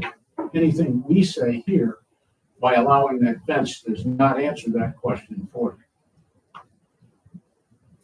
It's a good point. Yeah, my only concern was, my primary concern is the property to the left, the west, and the fence line there. I think that's been discussed. Yeah, I agree. I think the neighbors at 1517 had previously mentioned privacy concerns, and it sounds like the applicant and the neighbors are in a discussion and cordial. So I think that is to Mr. Johnson's point, sort of working itself out. However, I think it sounds like we need to include the 8-foot height as a condition. I will note, I think it's good that the neighbors did come out, and for those that are here tonight, thank you for doing that. I know that this neighborhood, I think, a little bit sensitive to some previous applications that come in. So I think it's good that everyone's still talking about this and making sure that any changes here are that everyone's mostly happy with it. So I think that this project can be approved from my standpoint. I think the interesting thing is that there was a fence that went down the forest side, and the applicant chose to take it out. There was a fence there before, and it's been taken out. And now we're talking about putting in a wall. And that's where I get worried about when you're putting in a heavy wall in that easement. When you have a big lot, you can easily pull it out of that easement. The bottom line is, we have a right to make these choices or not if we find a reason within our findings. But the bottom line is PBHA rules. Yeah, and I also have an opinion about that as well, for what it's worth, and that is if someone builds a structure in an easement, they build it over a sewer line or a utility easement. A lot of that happens, and if there's a problem, the owner of that easement, if they come to the property owner and say, guess what, I can't get access on my easement, the person who put that structure in there is going to have to remove it. I mean, unless they can agree to with the party that owns that easement right, they can put that structure there and not have a consequence. If there's a problem, then they do have a problem. So that becomes the issue of their easement holders, i.e. the utilities X, Y, or Z. But then we say okay to the easement Which to we're do it. I was just saying, if we were to say we agreed, then it's the city liable. That's where I don't know all the answers. Well, I think we don't even have a condition in the resolution. Yes, sir. Standard condition. Okay, Janine, would you like to make a motion? I'll make a motion to approve.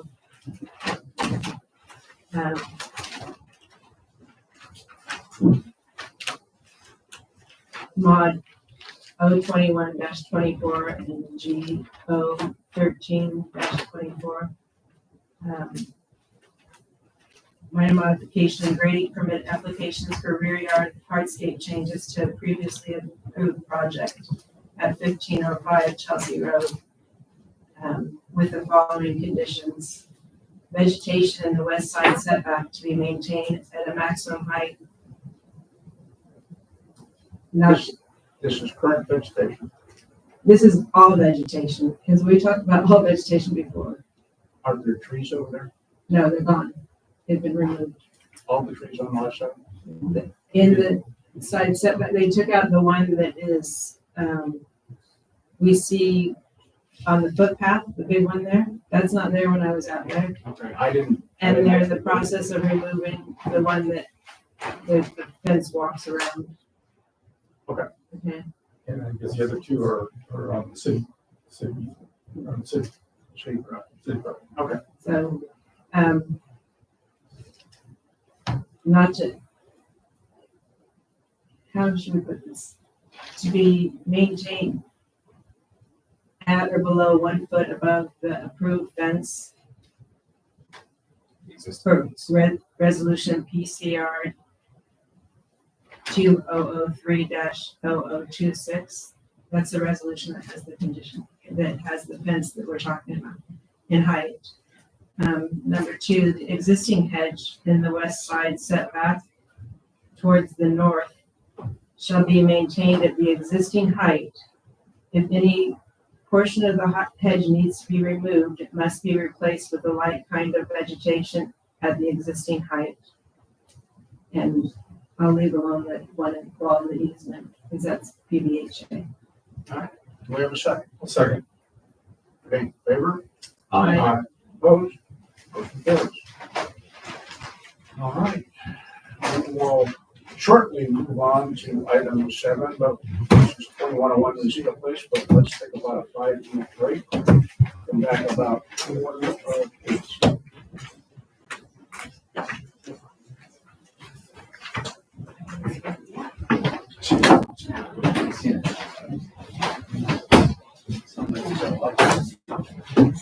Yeah.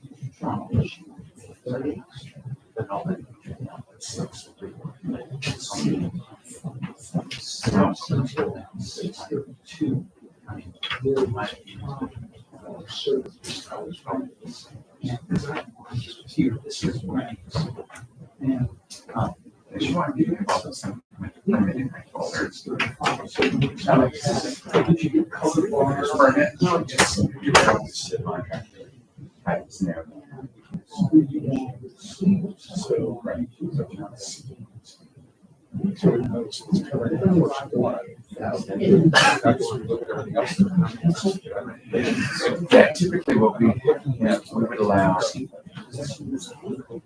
So, I'm sure there is fire factors. Yeah, it's probably that land check. This is the, we can extend permits forever, basically, it's 6 months apart. Once they're expired. The good thing is there was originally I don't know, it was already solidified. But it's still, once it fully built it for, and now. Yeah, it's up to the building official. How was your birthday, Cheryl? I don't know. It goes better. Oh, is it? Remember sign check, Yeah. if there's much change. It's okay. Yeah. Well, But it's not brand new. we have It's to, okay. if it's pushing it over. It's gonna be interesting. It's 50% threshold.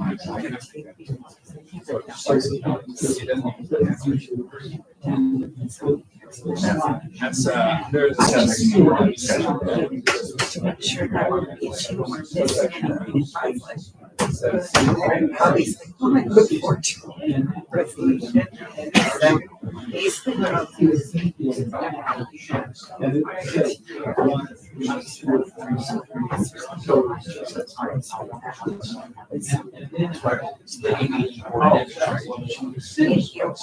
The most up to date. Yeah, there's some other. Yeah.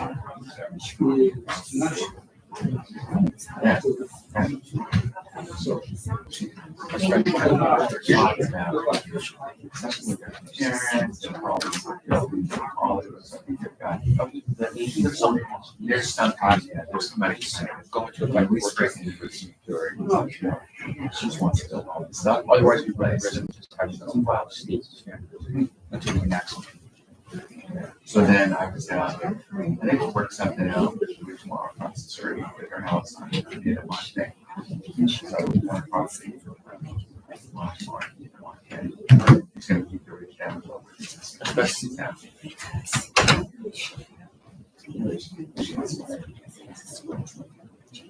Scorched earth.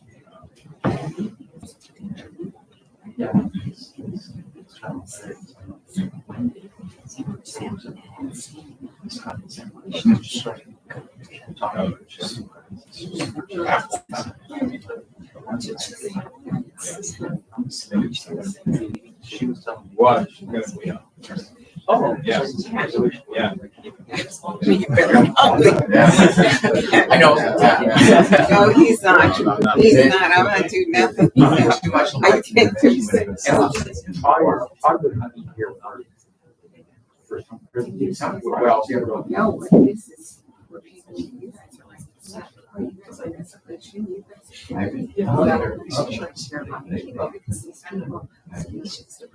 Yes, we have.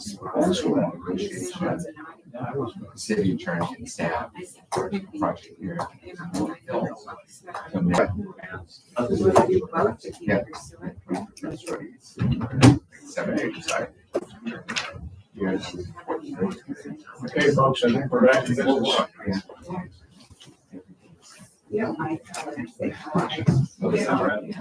All right, we are now going to reconvene and take up item 7, which is a coastal development permit for retaining structures within 50 feet of the bluff edge at 2101 Rosita Place. And again, I will ask whether commissioners have any ex parte communications or activities on this item, pertaining to this item that are not reflected in the record. Yes, I made a site visit to this property on Rosarita. I'm looking on Rosita, I'm sorry. At 2101 Rosita Place. I also visited the subject property, met with Mr. Rigg and Mr. Dawson, the homeowner. I did likewise and met with Mr. Rigg, Mr. Dawson, and a member of the contractor team. I toured the property as well, and I spoke to Mrs. Dawson on the intercom. Okay, so then we'll proceed with Jeffrey's staff report. Thank you, Chair Wade, members of the Planning Commission, and members of the public. Tonight's presentation is for a coastal development permit for retaining structures within 50 feet of the bluff edge located at 2101 Rosita Place. Scope of work includes caissons and grate beams for architectural and structural remediation, renovation, retrofit, and support of the existing residence and deck located within 50 feet of the bluff, west of the residence and north along the patio area. Just to give a brief project description of the project, the applicant is proposing a bluff remediation consisting of the installation of caissons and grate beams below the deck to provide additional structural support for this existing single-family residence and the deck for the property. As stated in the soils report, which is attachment B, there's an existing and ongoing bluff erosion and bluff failure at the northwest portion of the property. This project aims to repair the slope and prevent future damage to existing structures on the property from land movement. There will be no modifications to the lot coverage and floor area of the existing single-family residence, nor will there be any exterior modifications to the existing home. In addition, the applicant's project and geotechnical report, which is included as attachment B of the staff report, has been reviewed and preliminarily approved by the city's geotechnical consultant, Clean Consulting Group. The findings required to approve, staff has provided findings for each of the requirements of the findings for coastal development permit. And staff's recommendation is included in the staff report as well. This concludes my staff report. I'd be happy to answer any questions you have for me this time. Thank you. I have a question, Jeffrey. Yes. So, under the code permitted in 1902.020, with structures, which this is a structure, okay, it gives us different things that we need to, you need to find, and it's the development sited on the least visible portion of the site is seen from public view. What's underground? Right. So we don't have to worry about that, so we can make that point. Right. The development conforms to the scale of existing surrounding development. It's underground. It's underground, right? The development incorporates landscaping to soften and screen structures. That's good. Mhm. The development incorporates materials, colors, and or designs which are more compatible with the natural surroundings. On one point of the plan, part of the plans, it says that there's a possibility one of the caissons could be seen, but they're painting that dirt, so it will be, they're using the appropriate materials to make all those findings. That's correct. Right. So then what we have to do then is under 1902.040, make all those findings and make certain they're all written in this so that we don't have issues. Exactly. Yeah. And so that's why they're written in the staff report in the resolution. So once it's sent to the Coastal Commission, they found that we've done our due diligence in making the findings, and they can continue forward with their review. So when you do your resolution, you make certain that you write in each of those findings and that we made it so they won't have any issue. That's exactly it. Perfect, thank you. So on the geotechnical report that we have from the city consultant's review of the geotechnical report, and you say that there is preliminary approval. What exactly does that mean? So preliminary approval means that a building set will be reviewed again before the full building permit.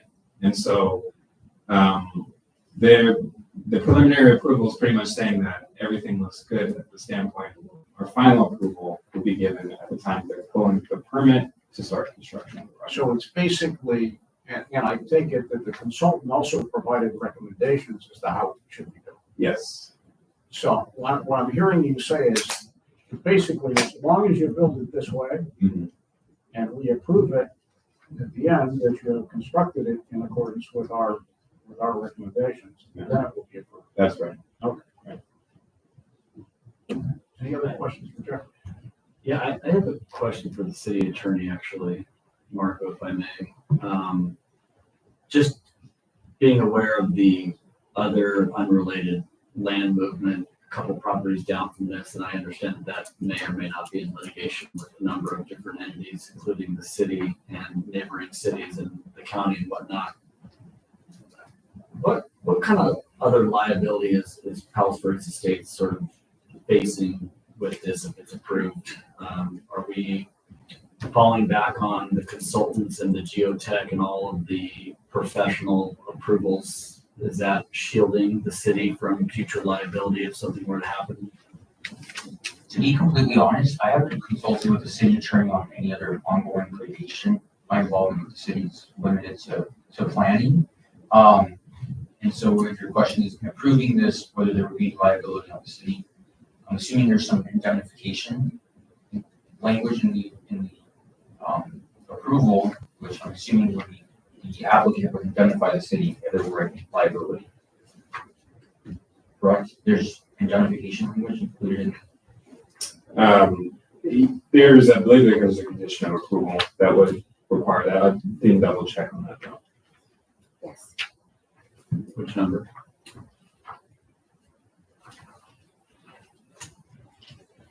Condition, Community Development Department, condition number 15.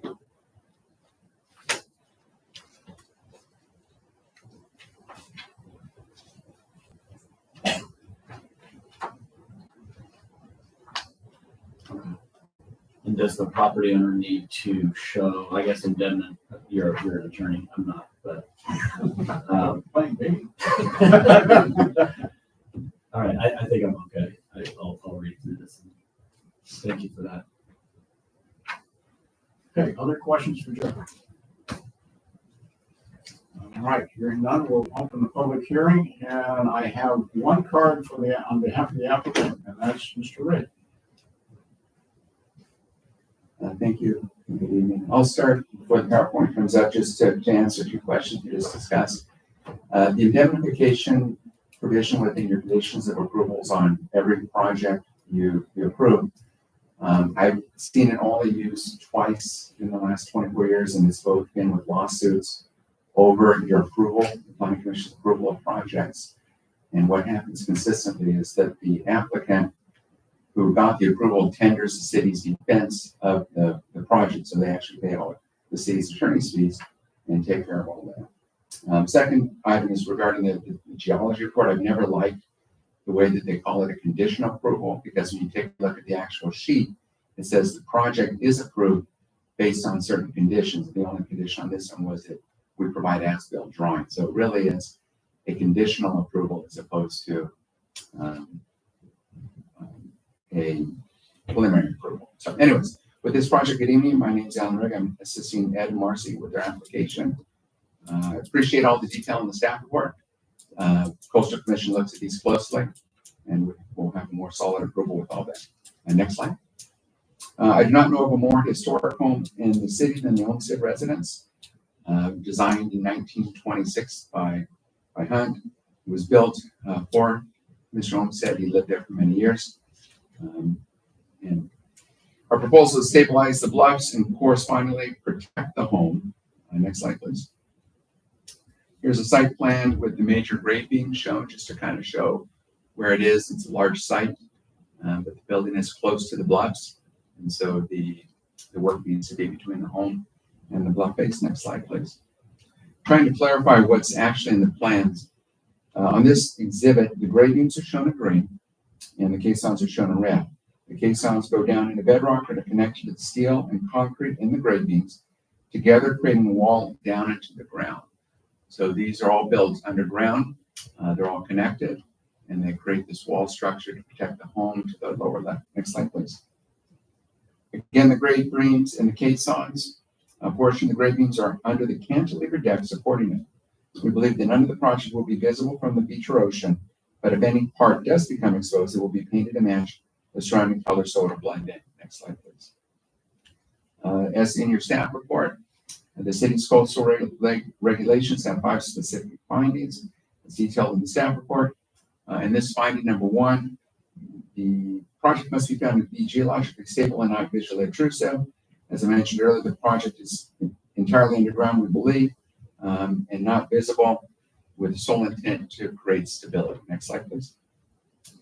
For this finding, the use of the project is to increase stability, so it is consistent with code. Next slide, please. Again, the project is in the ground and should not be visible. If for some reason a small portion is, or we painted to obscure. Next slide, please. And as I mentioned, we have that preliminary, or better way to say it is conditional approval or geology report, so finding can be made. Next slide, please. And finally, the project does not impact public access or recreation, such as a fence across a path up in Malibu might do. So it doesn't inhibit anybody getting to the beach or doing anything in the coastal zone. That finding can't be made. Next slide, please. In conclusion, we ask you to approve the project and help protect the Olmsted residents. Nathan Lowe, the contractor, will build this, is here with me tonight in case you have any questions of Nathan. And I would thank you for your time, and I'm available for any questions. I have a question, Mr. Rigg, and thank you for hosting the tour. That was very helpful. Let me just go into findings. I might not do this in the right order, but finding number 5, not, I guess this is about public access to the beach. Yep. Now, I asked you this in person, so I'll just ask you here for the record about during the actual construction for safety purposes. Is there a plan to cordon off some of the beach directly below it in order to prevent people from getting injured if something were to fall down the hill, or just general safety during the installation? It's not anticipated, but as we discussed, this project will be heavily scrutinized by the building department, will be watched every day, and we will adjust as needed. The construction, as it is within your neighborhood compatibility findings, really isn't within your approval process, but it's a good question because we are high above the bluffs. It will be monitored. We're going to make sure it is very, very safe.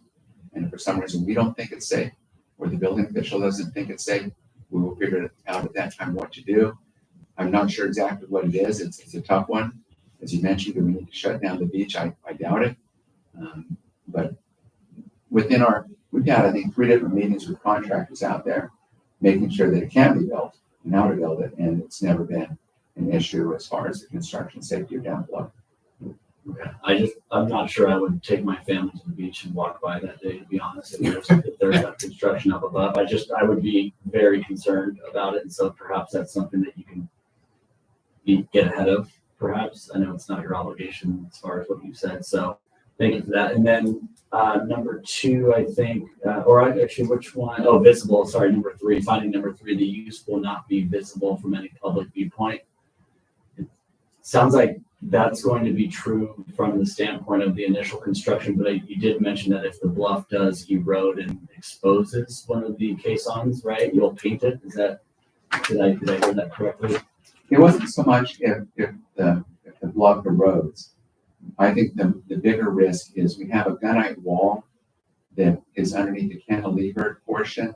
And if we were to pop through that, then we would need to paint that so it doesn't look obtrusive. But we don't anticipate there's any erosion that would be caused by the project that would need to be remediated. It's more that we've designed this, we expect and anticipate that everything's in the ground. But if when we start to drill the caissons, it comes out and it's actually exposed, the caissons is what I would expect as well, that if it pops out of the ground, we'll need to paint that. Thank you. So the gunite wall you're in reference to is an S2.2. Is that the you put over for it? I don't have the plans, but there's 2 different gunite structures on the property. The one is under the deck, and you probably didn't even see it. And it comes up. And if you can go back to the slide that shows the second of the green right there, you can see on this slide how the bluff is coming up at an upper left, and then it curves up and goes vertical. That's the gunite portion there that hides some of the grade beams and caissons that may be not exactly in the ground, but they're still hidden from view by that gunite. The gunite wall I think you might be referring to that you saw on site is one that is above the little walkway to the north of the home that then then you walk up to get to the upper level where the additional caissons are at. So I have a couple of questions, but I think it might be more appropriate for the contractor. I have one quick question though. Okay. When I look at the plans, look at, Commissioner Capisi was saying, are you gonna do the beach? You actually own the land partially down this hill. Some of it's fallen down. Because I'm looking at the lot line, so you have to put fences, you know, those plastic ones we see on the cliffs when they do it. You have your own land down there to put it on. Your land doesn't stop right there at the cliff, according to the plans I'm looking at. Is that right? Yeah, absolutely correct. And what we remember, if you remember, years ago when we looked at 844 Via Del Monte, at one point there was, before the one that you recently approved, or 2 years ago or so, there was significant concern by the folks on Via Samonte. We actually had a plan. The way we were interested on that one is to put a fence in that was basically designed after the IndyCar races. And so it would break away, and the fence, as it expanded, would take the weight and the force off of anything that fell down. So if we needed to get to that point, if there was concern by the building official, like that's one option we could definitely investigate. Thank you.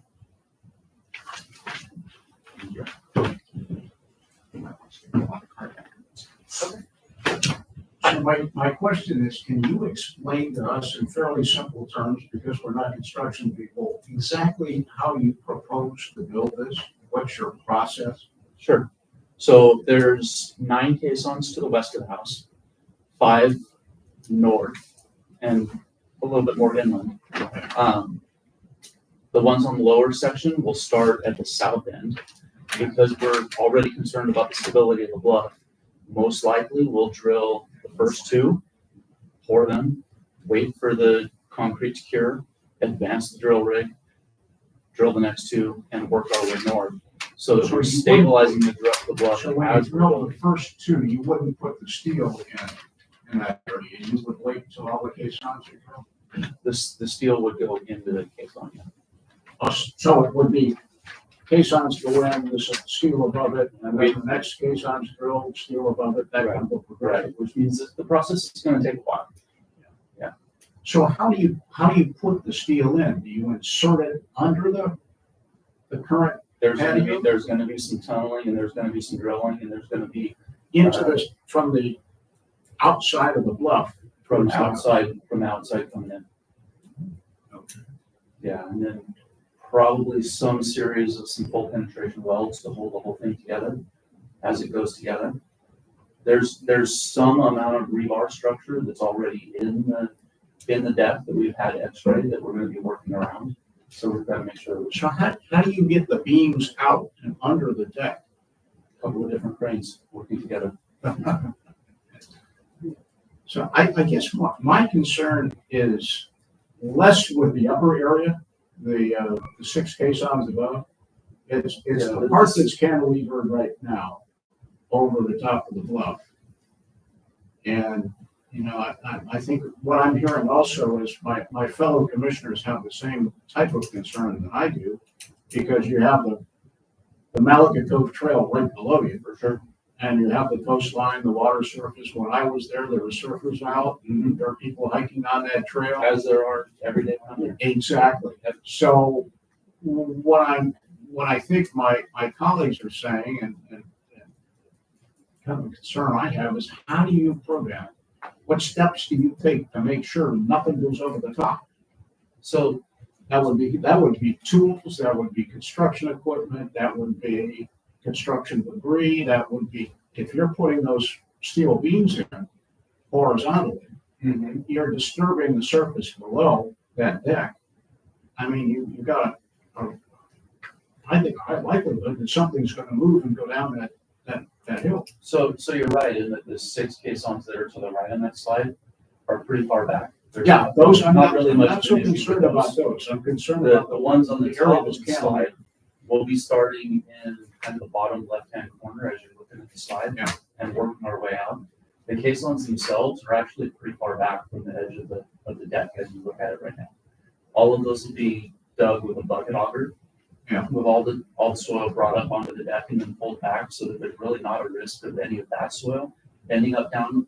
But you'll be tunneling and you'll be pulling out debris when you put the beams in. It's when the beams go in, they're not gonna go all the way out and then come all the way back in. There's gonna be some series of saw cutting, putting them in from the top and then going in as a section. I mean, it would be pretty impossible to put a 40-foot beam out in the air. Yeah, that's- slide that it in was- underneath the I'm concrete trying to deck. figure out the logistics of how you get this done. Yeah, And that, also the associated risk that if something goes over the top. oh, absolutely. Yeah, and that's I what we mean, I want to think it's- avoid. We don't wanna have anybody on No, it's our really crew in the public far-fetched or that we're gonna anything. close get the hurt. beach area down for a protracted period of time. So it's more likely that the only solution might be, and I'd love to ask you, have you considered some kind of a retaining device like the fence that my There's- colleague mentioned? I'm anticipating a couple of fences going in.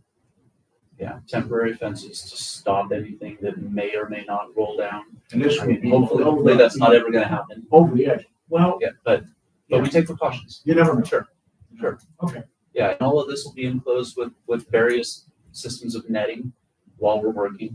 Okay. I mean, not all of the time, but whenever we start getting close to the edge. Yeah, I guess Absolutely. we have seen the plans, but we haven't really seen the construction drawings of how you intend to really go about doing this. Sure. So there's nothing on the plans that we see that would show any kind of There's no a net methods on or there, a yeah. catch device of any kind. But that's my concern. I think I mentioned it the day I was out there to Mr. Reagan and company that, you know, the last thing you need is to be dinking around at the top of that bluff and either have something go down in terms of a rock, what God forbid might even start a landslide, for all we know. So that's one of my concerns, so. The last thing any of us needs. I have a question, and I think it kind of ties with the letter we received. Vibration, that worries me more, because I think you can control what's going down the hill. I think that there's the fences you're talking about, there's certain ways. Perfect? No, nothing's perfect, but I think I can see that ability to control. What kind of vibration is the effect when you're doing the drill down into there? Is there much vibration or what? Minimal. Yeah, a bucket auger doesn't create a whole lot of vibration. It's not like a pile driver. No, not at all. Thank you very much. So let me ask you this. I mean, I think you've got an elaborate and challenging project ahead of you. Have you looked at other options? Is there any other way to do this? It's maybe less. We've looked at every other option. We've looked at every other option with many consultants, with many contractors, and this is the only viable solution we've come up with. The best and only solution. At least as it stands now. Okay. How long is this solution expected to last? I mean, is this a 100-year solution or is this, with? That's a better question for a different expert. I mean, I would expect that it's gonna last as long as the soils that are supported.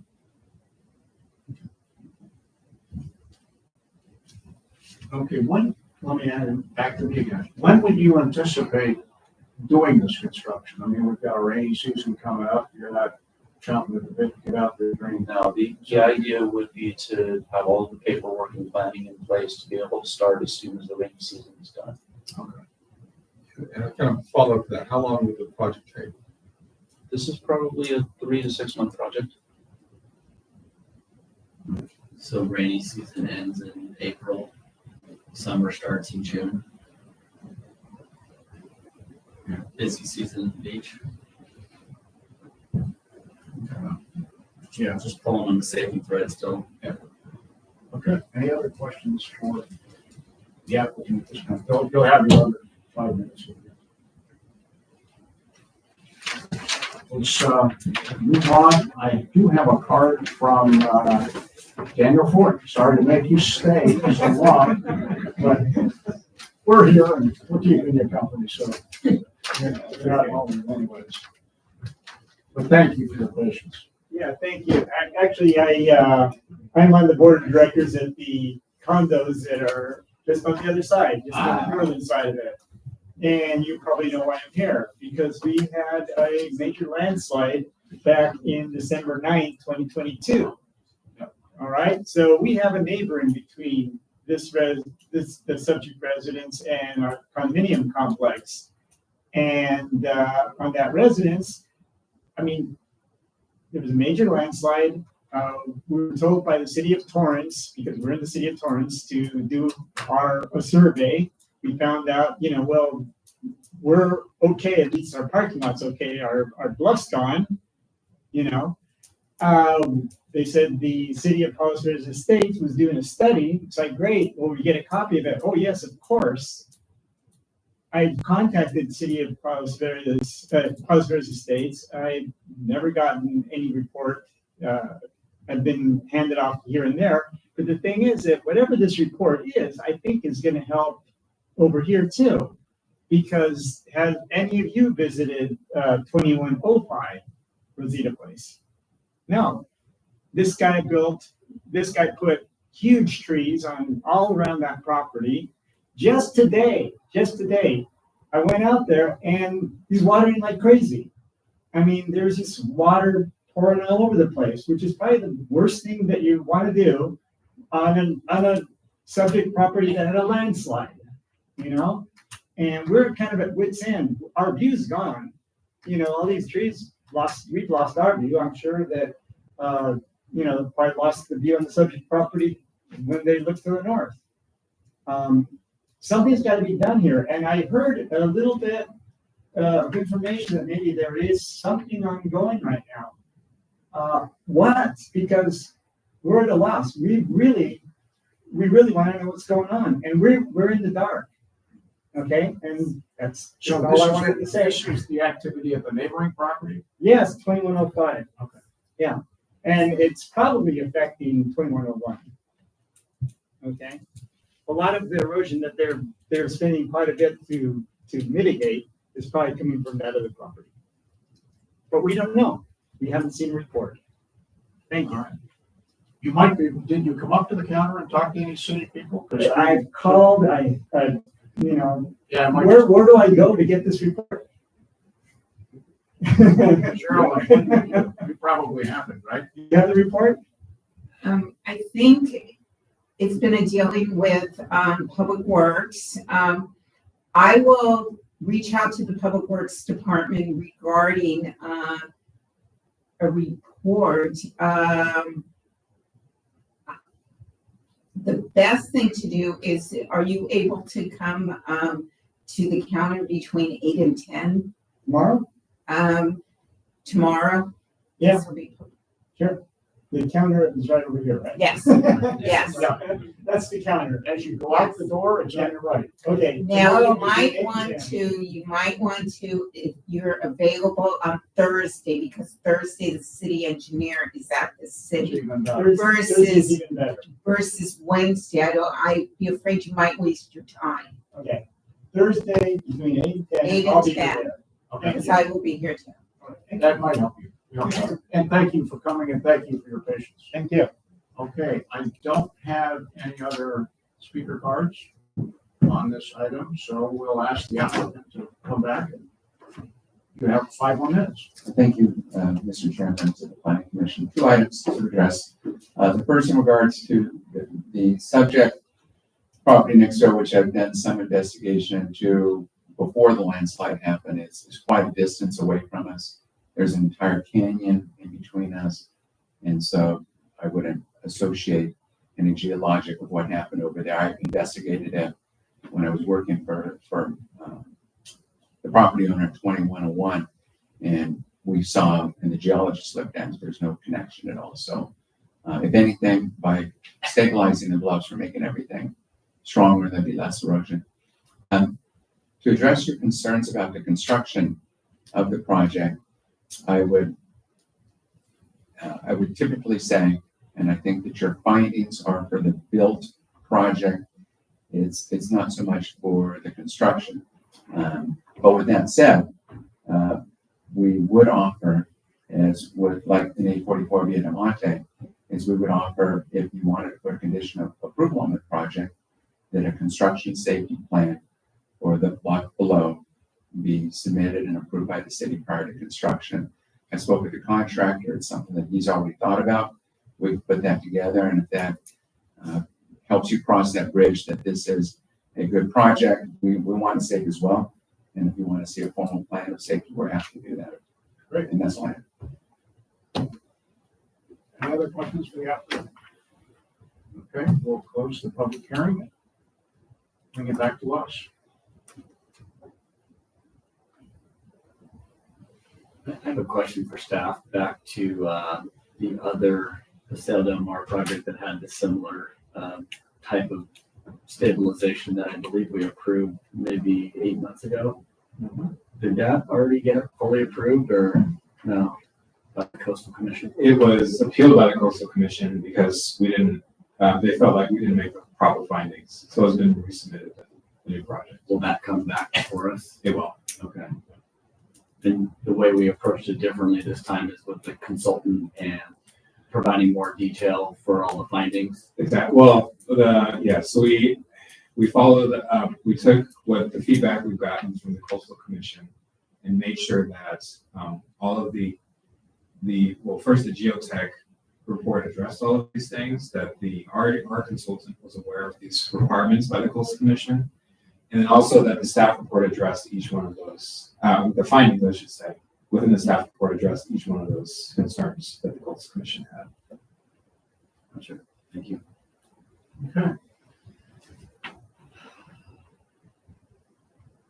I like the idea of condition. The safety plan. Yeah, I said, I think it's clear that there's a need to address and ensure as much as possible the stability of the bluff dock for both the benefit of the property owner. It's an amazing part of our city heritage that property. So, I mean, for the benefit of the community, for that matter, to see that bluff dock is made in a more stable fashion. And not only for the benefit of the community and for the owner, but for the people who access the beach area below. I think we can utilize that area, the trail, the coastline, the surfing access, and so forth. I think to the extent that project is done and done correctly and done well, it's a benefit to everyone.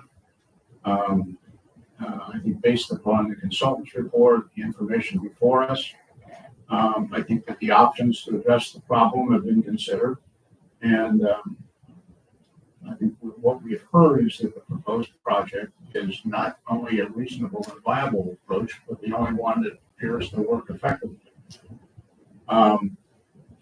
So I think the commission can make the necessary findings for approval, and I think that those findings are correctly stated in the resolution that you've already drafted for approval. I would, and I think all of my colleagues here have the same sentiment that while perhaps the construction process is not something that we find for a coastal development permit, I think what we're all concerned about is that the project be executed in a safe manner so that we don't have a bluff failure, so we don't have any debris, rocks or construction equipment or materials or whatever go over the bluff because there are people right down below.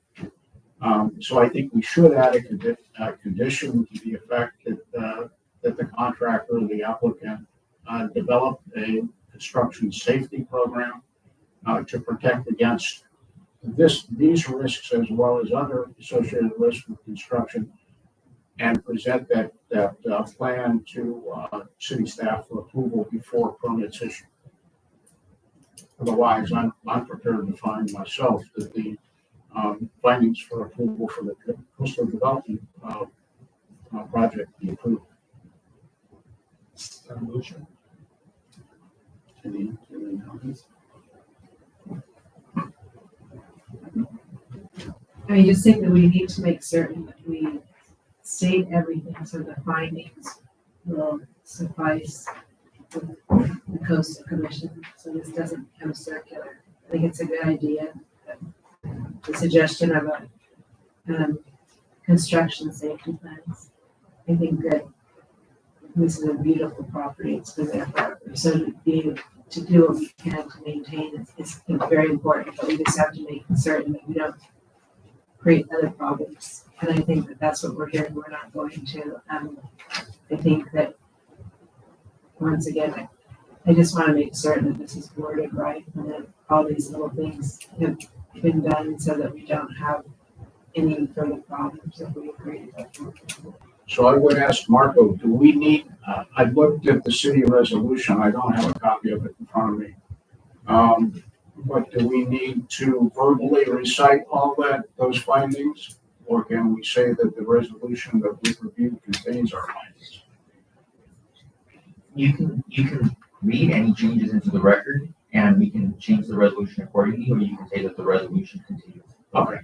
Yeah, I think I'm prepared to say that the resolution contains the necessary findings, and properly stated in the resolution, with the additional condition that I mentioned before about the construction safety. Yeah. So I would make a motion to that effect. I'll second. In favor? Opposed? Okay, motion carries 4-0. Thanks, gentlemen. Well. Okay, lastly, we have item 8, which is an incompatibility and grading permit application for single family residence at 2622 Rivera. And as in the past, I will ask commissioners whether or not there are any ex parte communications or activities pertaining to this item that are not otherwise reflected in the record should be disclosed at this time. Yeah, I met with the neighbors that live at 2631 Via Carrillo, which is Marcus and Annabella Anderson. I as well, made a site visit to 2331 Via Korea and to 2628 Via Rivera.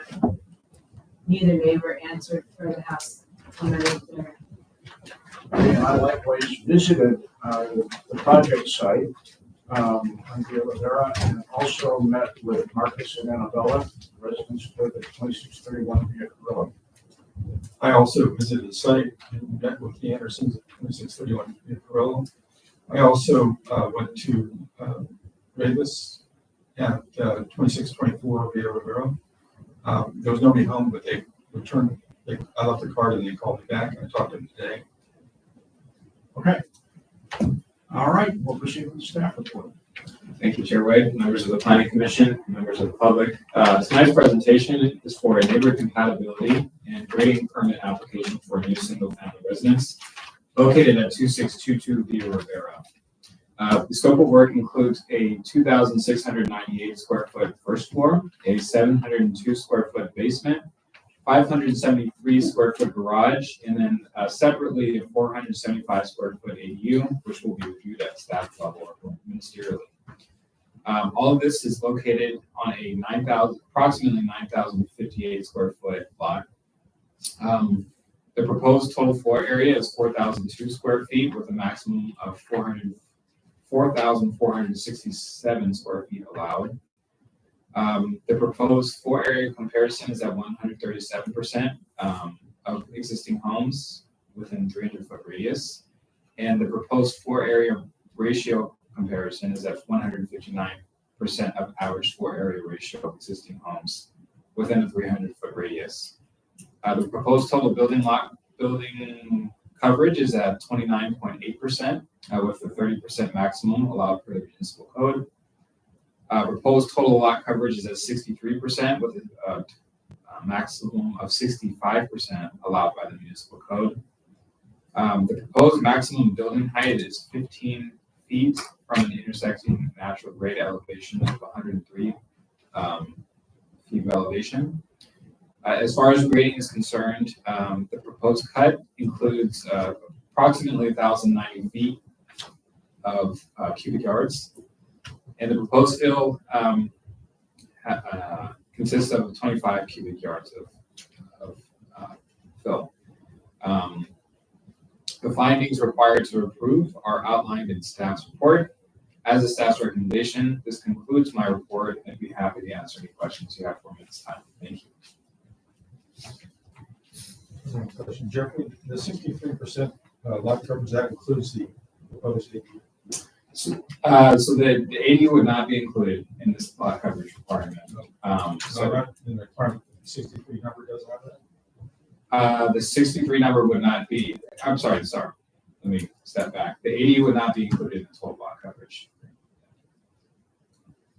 So Jeffrey, on sheet 1, there's a schematic site improvement plan, hardscape isolation. And I see that the hardscape treatment, I guess, is like the driveway and various other areas around. The entry porch and the walkway are not highlighted. Would that not either be building the hardscape?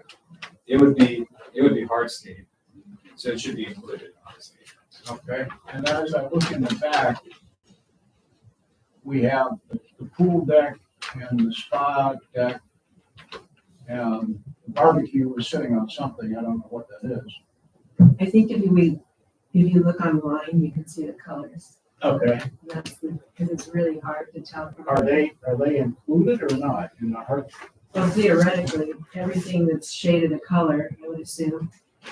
My only question when it comes to that is that the side walkways, things aren't the colored ones, so I think we have to ask the architect why some are.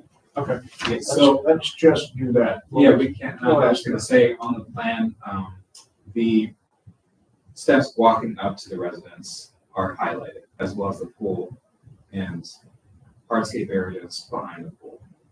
Yeah. But not the steps. so. Yeah, it just I have a black and white set of plans, so I can't tell but I know they're not shaded, so. But we'll ask the architect. That's fine. Okay.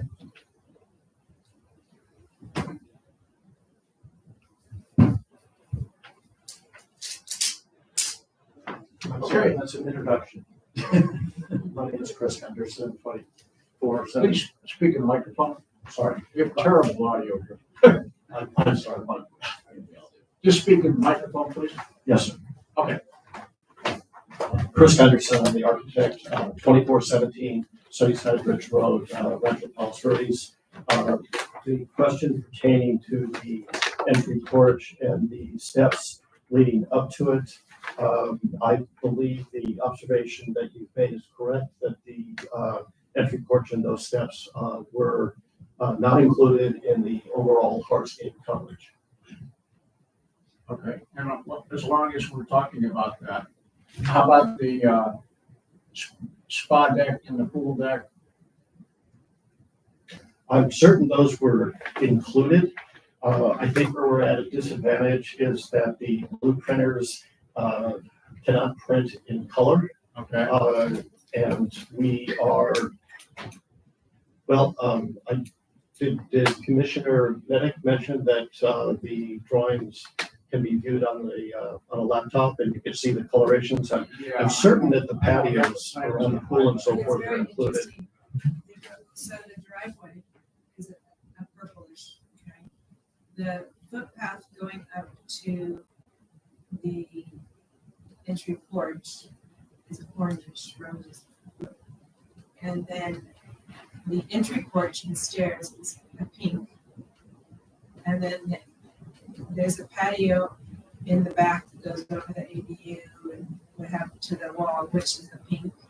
The pool is a blue, and then you have planters that are orange. So theoretically, I'm thinking that those should be included because you highlighted them with the color. Where I worry is that the trash yard, the path that's in front of the trash yard, the stairs, and the concrete footpath outside of the trash yard, as well as the footpath all the way along the other setback, they're gray. So I don't know what the differentiation is. The differentiation in the different colors was simply to allow for a better understanding of how these different areas have been calculated. There's not an intent to do anything other than make this better organized, which apparently is a failure. So the gray is concrete, but there's other areas that are concrete that are also different colors. So I'm not trying to do a key with regards to material A, B, and C. It's more this area, this area, this area. Okay, So my the only thing that- apologies. Yeah, the only thing that confuses me is that on these colored areas, there's also a square footage number, which is helpful. On the 1 footpath, on the right-hand side, from looking from the street, that gives me a number as well. But there's no number for the trash yard, the path, this on the other side setback, and the other walkway and stairs. So that's where I get confused. And to be honest, I did so many other numbers on these ones that I didn't do that, the numbers to add these together. Yeah, I think that the concern that is coming up is that it's 63% of the lot coverage. You're bumping up against the max there, as you are with the building coverage. So we want to make sure that your calculations are correct, and if anything's left out, and you're, on the lot coverage, you're 260 square feet under, so it's close. Understood. And I think we need to know, is it over the limit or within the limit? So once again, my apologies for missing the entry portion of the steps. That being said, I can assure you the trash yard, the path, those are all included, but I will tomorrow immediately address this with staff and we'll make sure that we are under the 65% maximum Okay. coverage. And what about the barbecue area? Is that, it's got to be sitting on something that's That's a good point. That should be included also. And in the trash area, you've got a little note on the side, plus 36 square feet hardscape, minus 16 feet square feet landscape, net adjustment plus 20. And I can't tell what you're doing here. Is it the space to the left of the trash yard? Because then if you're looking at the site improvement plan, it looks like it's slightly different than the site plan to its right. So if you could clarify maybe on your plan there, what's going on, what's included, what's hardscape, what's not hardscape, when you come back to us with the accurate calculation. Because there may be some. I'd be happy to. Okay, thank you. Do you have any other presentation you'd like to make, or do you want us just to ask you questions? Either way works for me. Okay, well, if you have a presentation, please go ahead. What I would like to mention is that this project initially started with a conceptual ridge line that was erected. My best estimate after some design studies with regards to location of the ridge, length and height. That was viewed by the neighbors. It was not received well. Design changes began immediately, ultimately leading us to pushing down the basement level and garage, leading to lower plates for both levels of the house, as well as a shallower pitched roof. So we've been working diligently to preserve what views are at the properties to our east. During that process, we recognized some conditions that were very similar at this property to a home, I believe, three properties to the south, excuse me. And I should have brought the address with me, but that being said, this solution in this neighborhood is a approach that's been used before, where the lower floor or basement or garage levels are below curb level of the street. So we're pitching the driveway down, which of course is a drainage issue, but that's addressed with a good civil engineer, which we have. All that being said, I'm rambling a bit. So at this point, I think my point of all of this was that we've been working with the neighborhood, we've been sensitive and trying to do our best to manage everyone's concerns.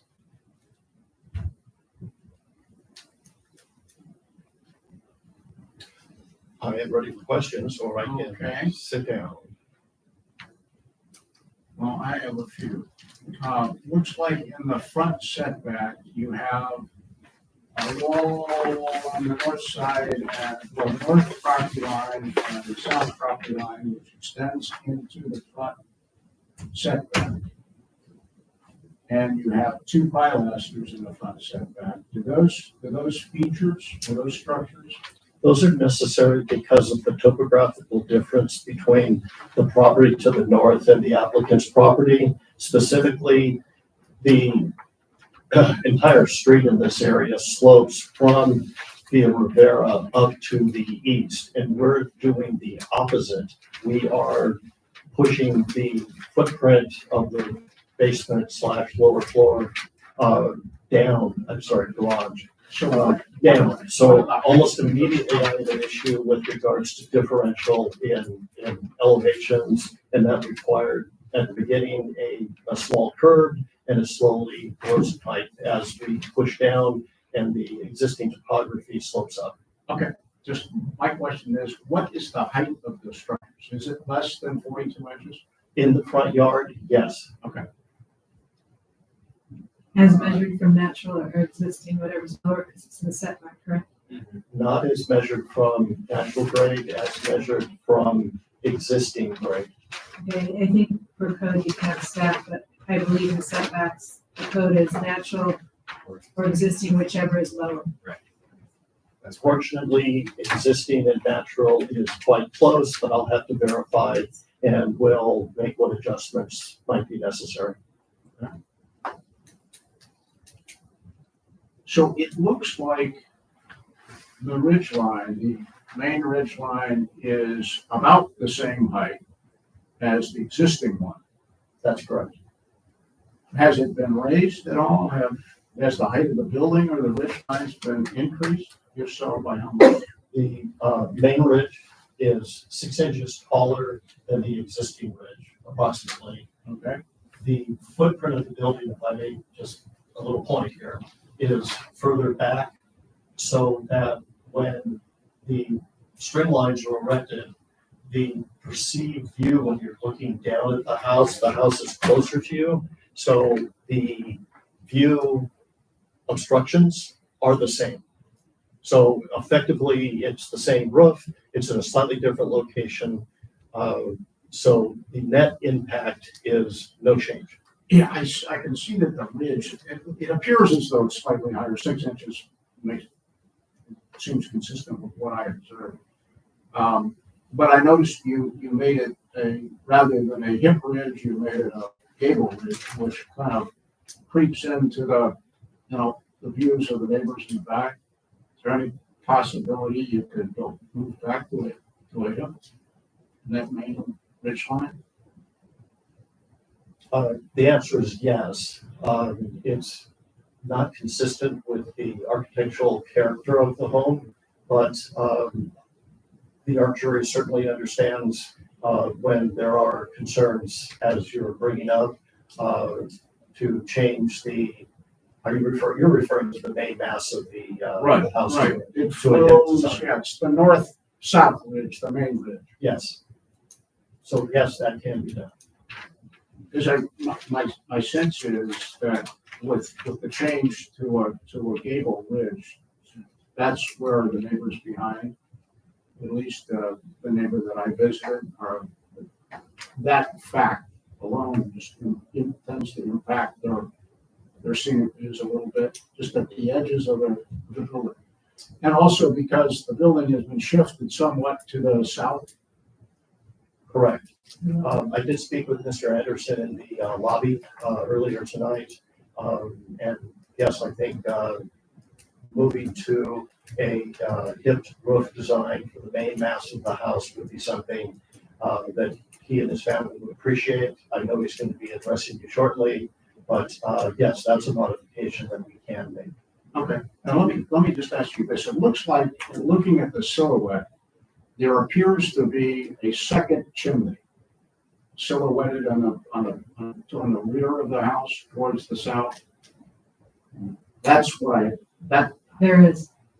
It looks like there's a chimney there, but there's no chimney in the plan, so I assume that chimney's been eliminated. The chimney was eliminated. This is my fault. I should have asked the silhouette engineer to remove that second chimney. Okay, well, if it's gone, that's good. Then the other thing, on the site plan and stuff, we don't see this skylight with cricket with a pitch to it. But when you're out there, you definitely see the flags.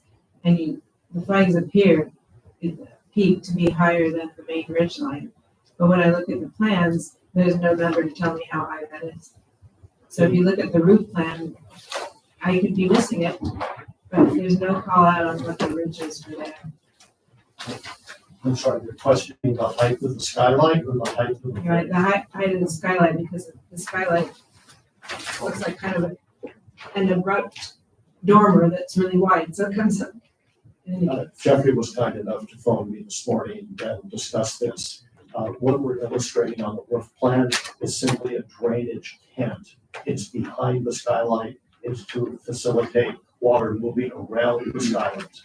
Okay, but when you're out there, there's definitely a flag that looks like theoretically it's the beginning of a dormer going towards, but that's what your silhouette, that's why I was so confused out there. I'm sorry. We've never had any type of dormers designed on this roof. I'm not I'm just exactly using sure. that as a word because I don't know how to describe what I saw except for, you know what I mean? So don't worry about I'm just trying to say, here's the main ridge, right? And then there is a flag that comes out of the height this way. And I'm trying to figure out what that height is. I'm not standing next to you at the property, but I'm going to guess this flag that you're referencing is the ridge over the gable that is ultimately over the garage. So plan view left, you can see the Maybe I'm ridge seeing it line wrong. going out towards the street. I bet that was the flag line you were I seeing. mean, anything's possible in this life, but thank you. Because it's just hard when you see that cricket. It doesn't go down, it's just hard. Thank you. You're welcome. It did occur to me that in speaking with one of the other neighbors on via Carrillo, Mrs. Lynch, in the last day or two, she's asked me to push down the one remaining chimney 6 inches, which we have agreed to. I believe I made a modification and shot that over to Jeffrey just so he would know what's been going on. And also Mrs. Lynch is going to be addressing it tonight too. Just a comment too, just a minor issue, but on your cross section, you show the ridge of 118 and on the plans it's 118.02.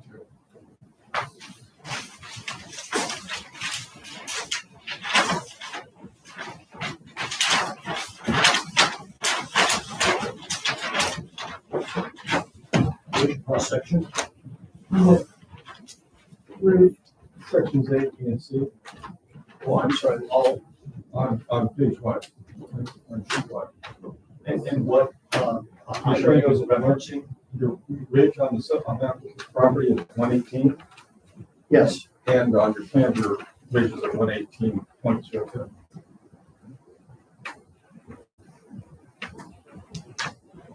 correct. I will adjust the sections.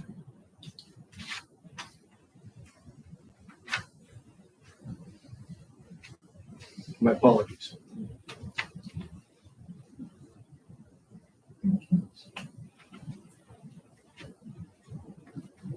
Should we?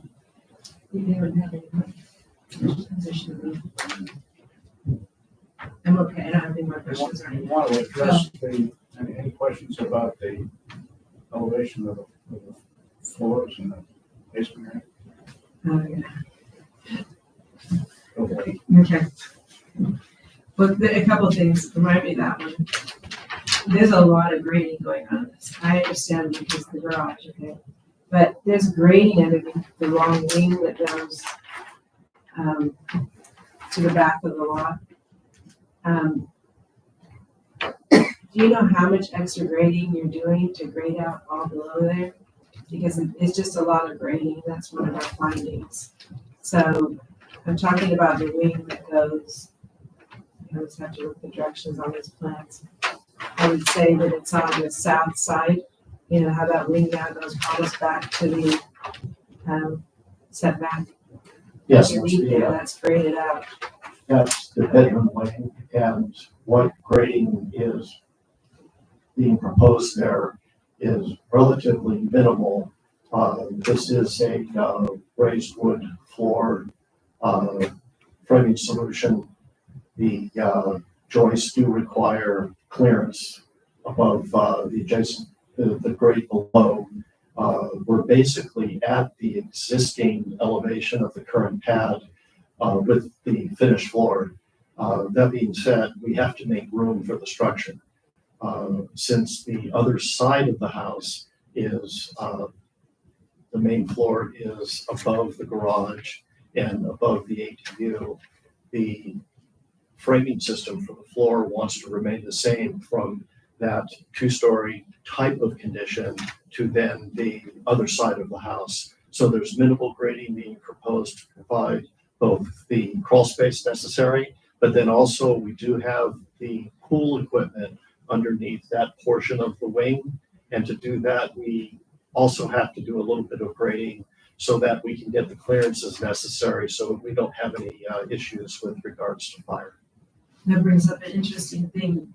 To me, the pool equipment, how is a pool man weekly going to access it? They'll have to go into your house to get to it? Because there's no access from outside. The garage has an access way to the Right. underfloor area that is relatively close to the pool equipment.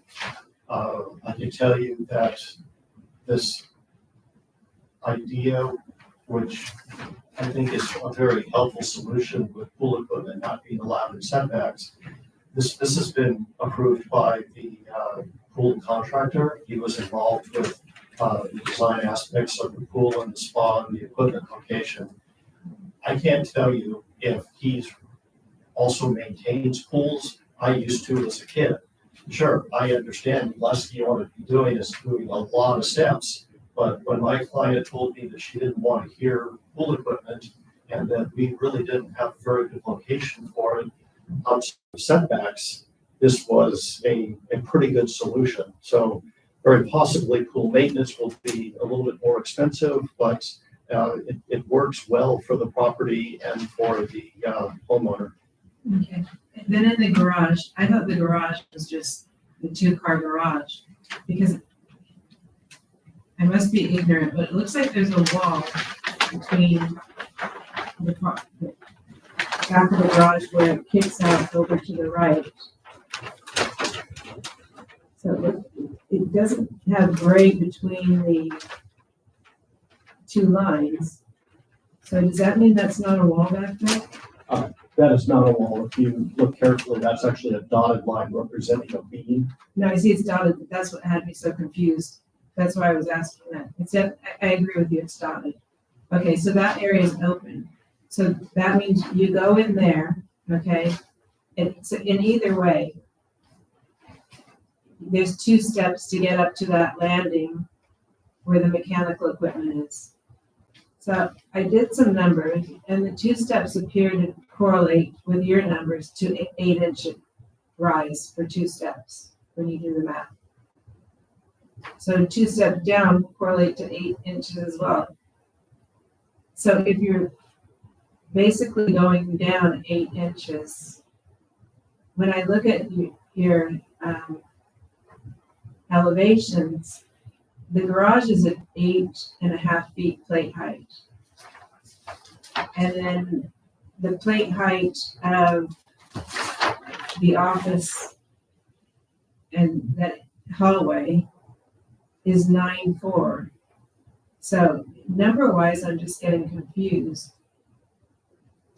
That would be like two to me seem certain little, I know they're small enough, but the numbers don't add up for me. So that's why I was really trying to figure out what was going on here. To get the plate heights that you have on your elevations. And the other thing, when you have the underfloor area concrete pad at 98, I don't quite know how you make it up. Is that going to be one of those areas where it's a trap door that's up high that you have to crawl through? Because to be at 98, you have to raise it from 94 94.16 I'm sorry, what are you talking about? in the garage. So two different areas. So the, where you say underfloor area, concrete pad, elevation 98. Yes, And basically it just shows from the finished floor of the garage at 94.16. It shows that door going in there and somehow the floor becomes 98. Is that a door that goes all the way down or is it one of those things that, it's just simply an access way. This is. so it will be above the floor? Correct. So this is basically found space. It's storage.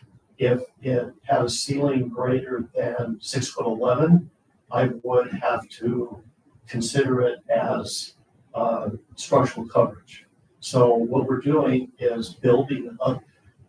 Remember, this is It's still structural coverage because it's below the house. It's structural coverage. That's true. Sorry, okay, go ahead. Well, all I was saying is that we have a property that's ascending as we move back.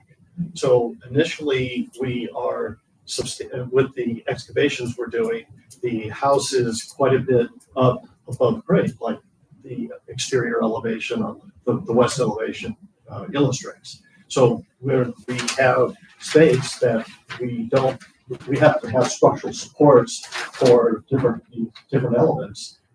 We have quote unquote found space, so we might as well take advantage of that.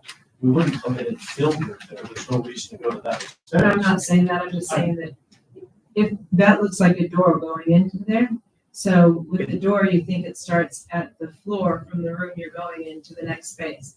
But that's impossible in this because the room you're in, the floor is at 94.16. Correct. The door you're opening, the floor is at 98. So the call out to that opening is a 36-inch wide underfloor access. Okay, and I thought that call out was for on the wall between the underfloor area over to, Yes, my mistake. so that's where I'm getting confused because you call that one out clearly. I can add more detail in the form of notes to this area so that you understand. I'll make it more clear Thank you. for the record. Great, thank you. And then the other, we just have to make certain that when you go down 2 steps, you're really getting the plate height that you say you're getting out of it. Let me double check it for you. Steps can be as little as 4 inches and they're very comfortable and you glide down them. They can be as much as 7 inches, which I don't propose. In looking at this, I believe that one section you're referring to, the risers were 6 inches each, and that gets the 1 foot plate differential. But I'll double check this. Okay, that's right. I just got the numbers from subtracting the 2 floor elevations and seeing there are 2 steps. So that's the only way I came to it. And that's what confused me when I went further. Thank you. You want to mention allowable height too? For those areas, not 6'11". Yeah, I mean, these areas are considered cellar areas for the city now, and the maximum height to be a cellar area is 6 foot 2 inches. We're not doing 6'11" anymore. Okay, so I'll make the proper adjustments. So So that I think that your numbers might be okay. Oh. I don't know, but you need to figure that out. But I'll the make, chair is correct, but you need that piece of information is what. And that would include all the underfloor areas, by the way, not just that space. Anything that you're not counting is floor area in your calculation. understood, thank you. Okay. Other comments, questions? All right, I do have 2 cards. So speakers, and we'll allow Mr. Patterson to have a seat, and you can come back for 5 minutes if you need to, or want to. Marcus Anderson. And Kimberly Lynch.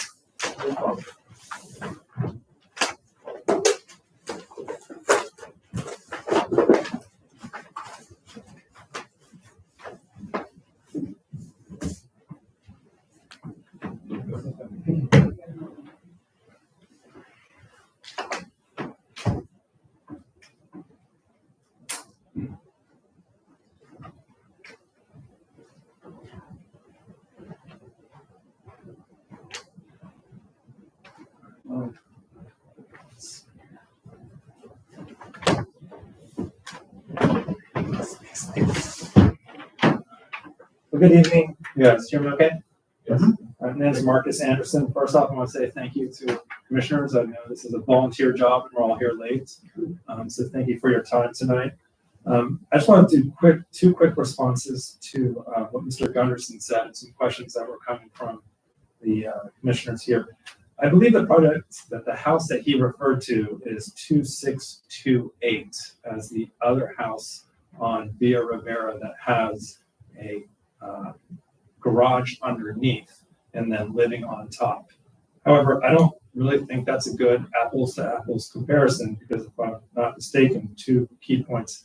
First off, that driveway is a pretty steep drive down to get to it. It's quite angled. And then once you get there, I don't believe they have any living space down there. I believe it's strictly garage. I could be wrong. I haven't been in that house before. I actually did that back. I've been in the house once. I didn't go downstairs. I was basically at the front entrance.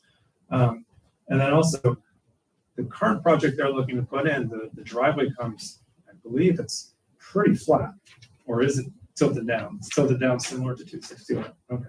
Well, then it's possible that I'm wrong on that one. There are also currently, I believe, two chimney silhouettes at the subject property. One is on the south part, one is on the north part.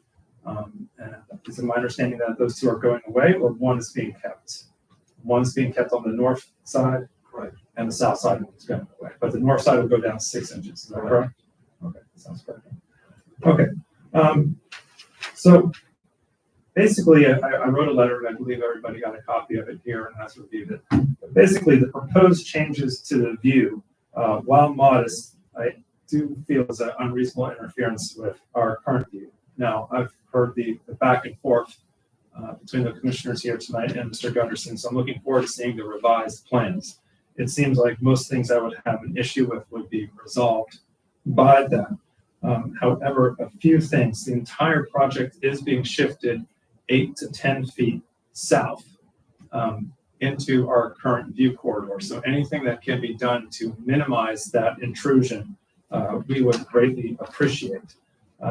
The new structure also seems to sit, there's a row of bedroom windows all along that southern exposure. I believe those windows are going to be sitting higher than they currently are by about 2 feet. If I'm mistaken or if I'm wrong, then I apologize, but when I see revised plans, I'll be happy to see that.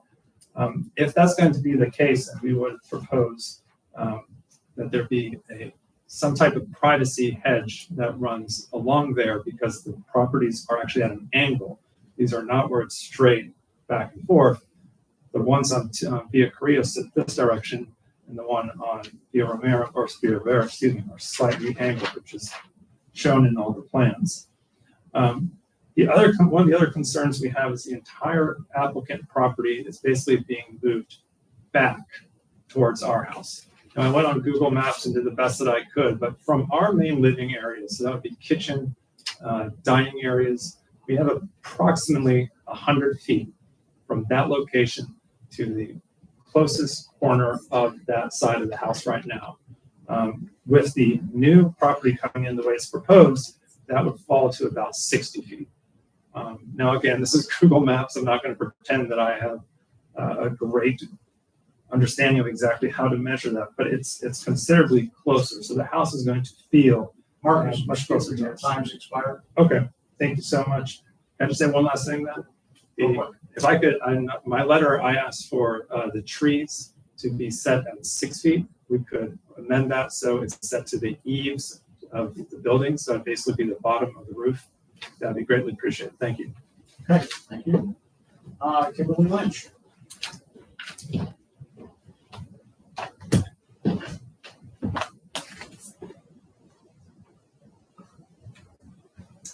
Good evening. I'm Kimberly Lynch, and I live at 2627 Via Carrillo. And our property, if you look at the site plan, our property is directly behind and above the proposed residence.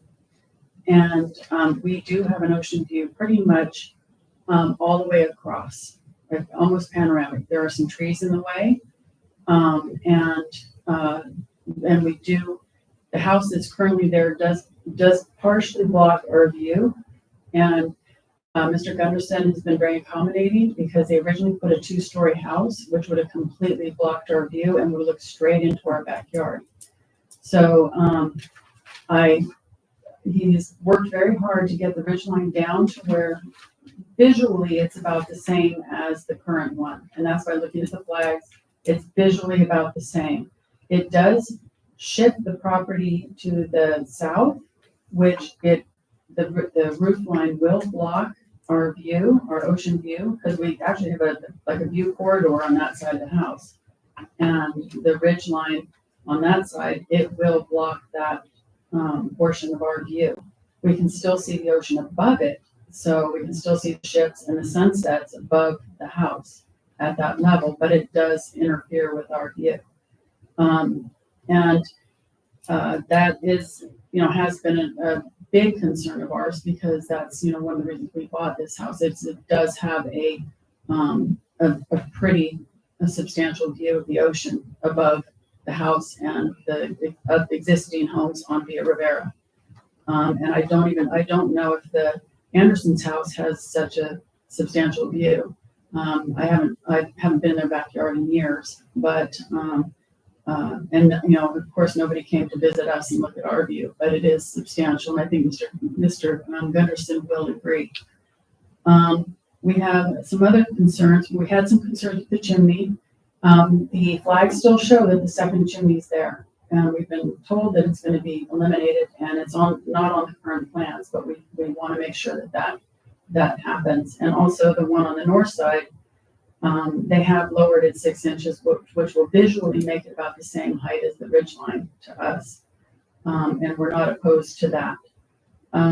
We're very concerned about any lights that shine up into our property because right now we have the roof line and the eaves were below our fence line on the current house. So we didn't get much light from that property. And right now we can see below the eaves, by looking at the flags. And if they put any lights on the back of the house, it will shine into our yard. So we would like to have everything kind of be a downwash or set up under the eaves so it does not shine into our property.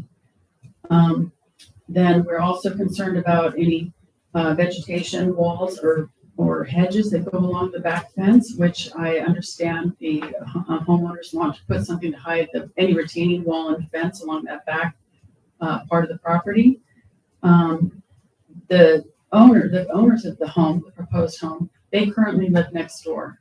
And part of their backyard backs up to our back fence on the north side. And we have a constant problem with their hedges growing up over the fence line and blocking our view. I'm sorry, your time's expired. Okay. Okay, Thank you. thank you very much. I think we got the gist of what you're. Can I ask one question? Yeah, Please. So right now, the deeper part of the existing house is on the north side of the backyard. And it's being moved to the south, right? Yes. So by them moving the deep part from the north, does that open up views for you? No, it does not, because the house, because the garage and the current house, there are these huge pine trees that are closer down to the ocean that are blocking that portion of the view.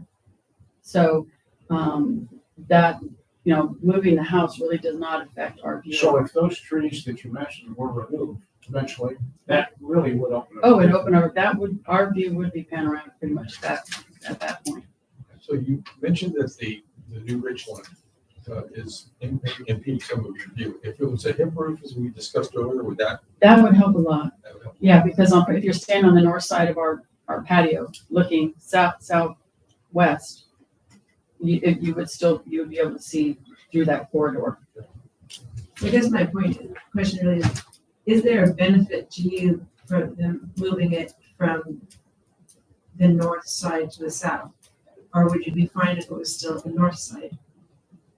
The deeper part is all I'm trying to understand. Well, at the roof line where it is right now, it's pretty much about the same where on the north side.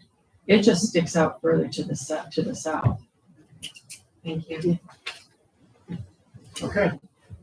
Mr. Gunderson, you have 5 minutes if you wish to take it. Thank you. With regards to your First observation tonight, Chairman. Sounds like you are right on point. We'll make the adjustments with the main mass of the house going to the hip roof. The other comments from the two neighbors, I respect and appreciate, also are familiar with. Other than a request that trees only be 6 foot or eve height, which I suppose would be about 8 or 9 foot high.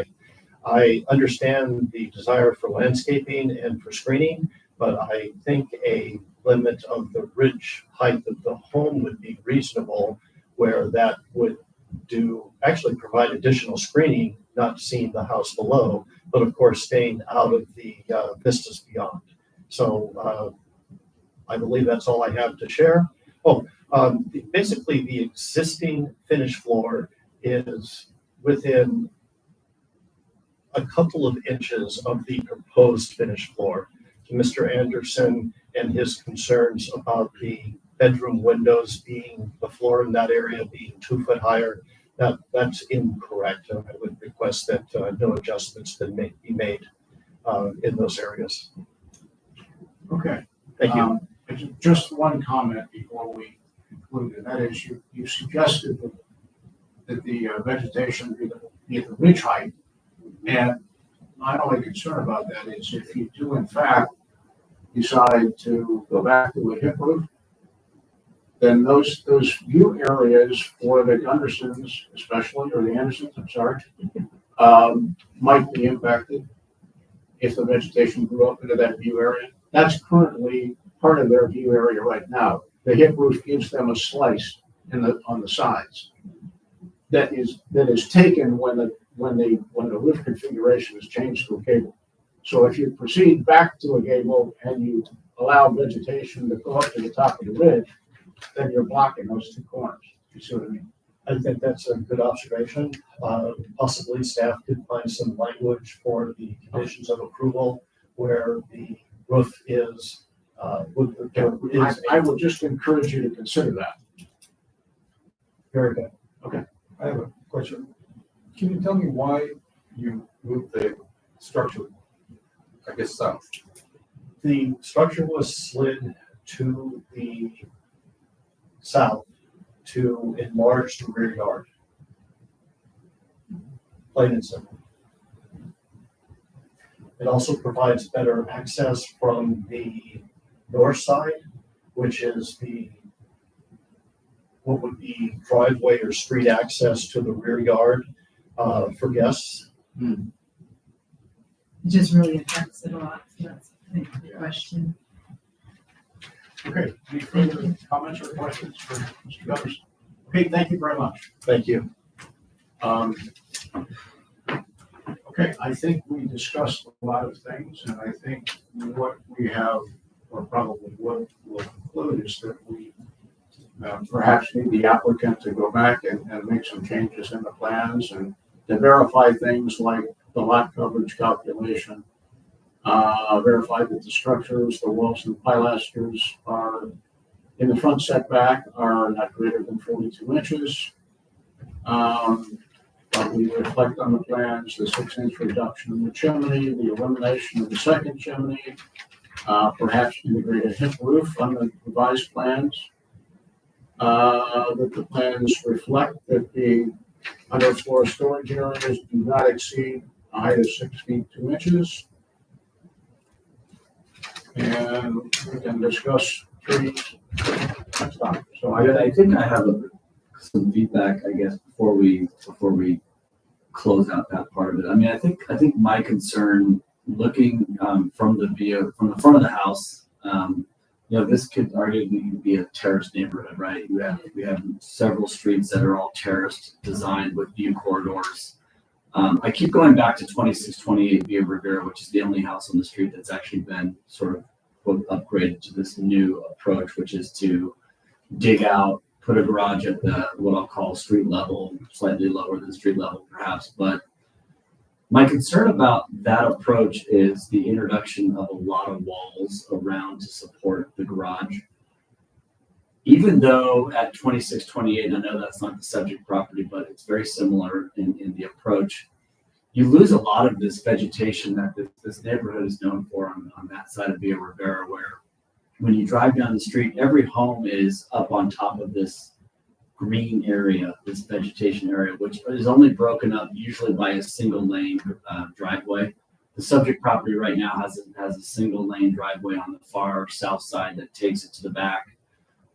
We would be doubling the size of that driveway and moving it towards the middle to accommodate a 2-car garage, which is understandable to have a 2-car garage. But I guess my concern is to continue sort of like the evolution of this neighborhood without taking into consideration the impact of the additional concrete walls, which some of them are considerable. So I just want to point that out.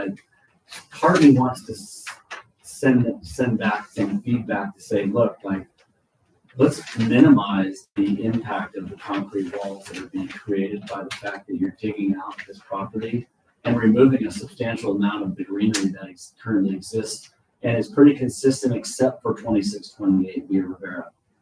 Now, can we completely stop the progress of homes being upgraded and doing this? Probably not, but what my hope would be is that we can minimize the loss of the greenery and just the perception of how these homes look as a finished product.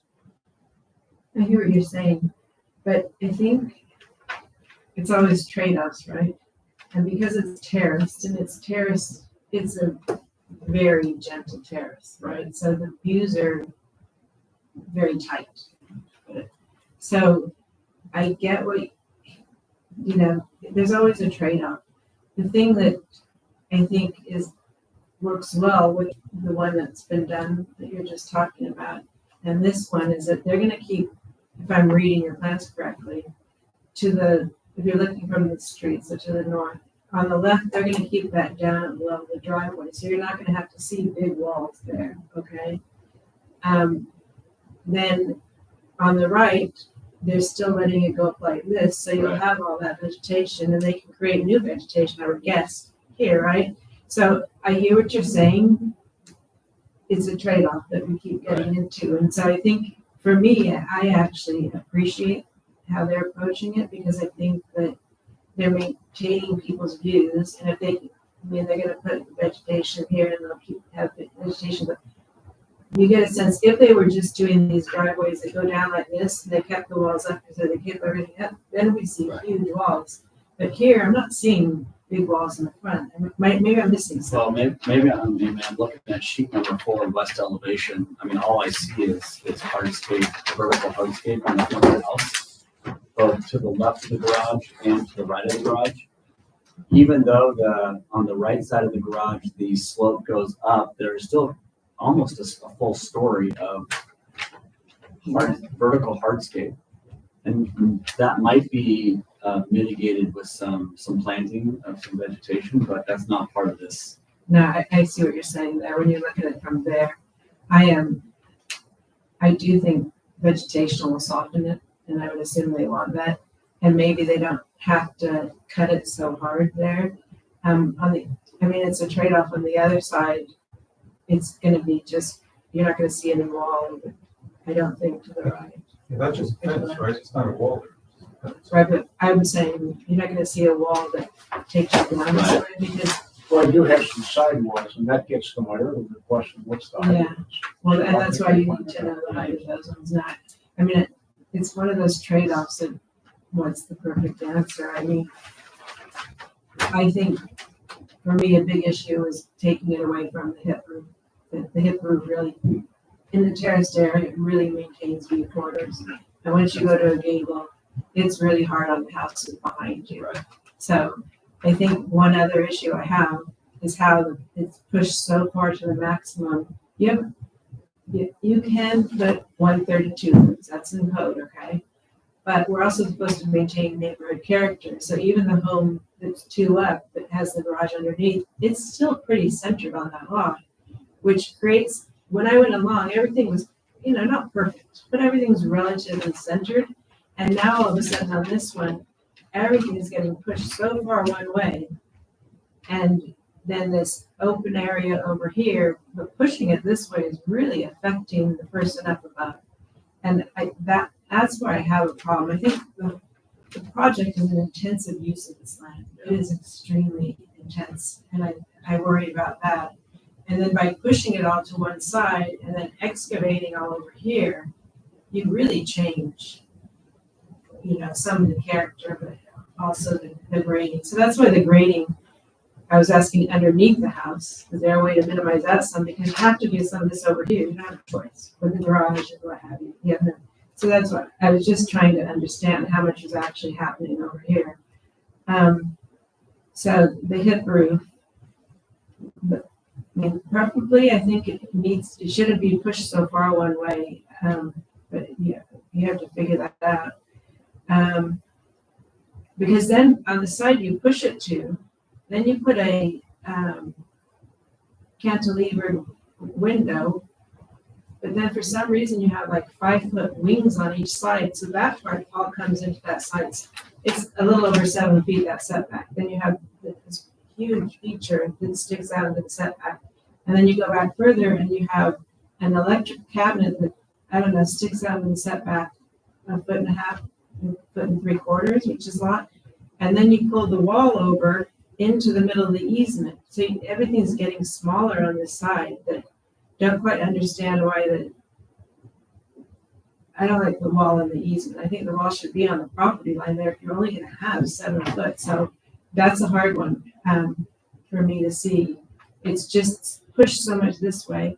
And then you go to the other side and you have the area to walk in there, and then out in the easement you have a trellis.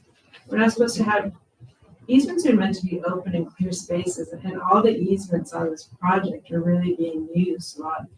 That you have you can't put the balcony cantilevered into the front easement. That's happening, and the roof eaves are into the front easement, and the eaves are 3 feet into the 7-foot setback on the south side, and the pool and the spa are majorly into the rear easement.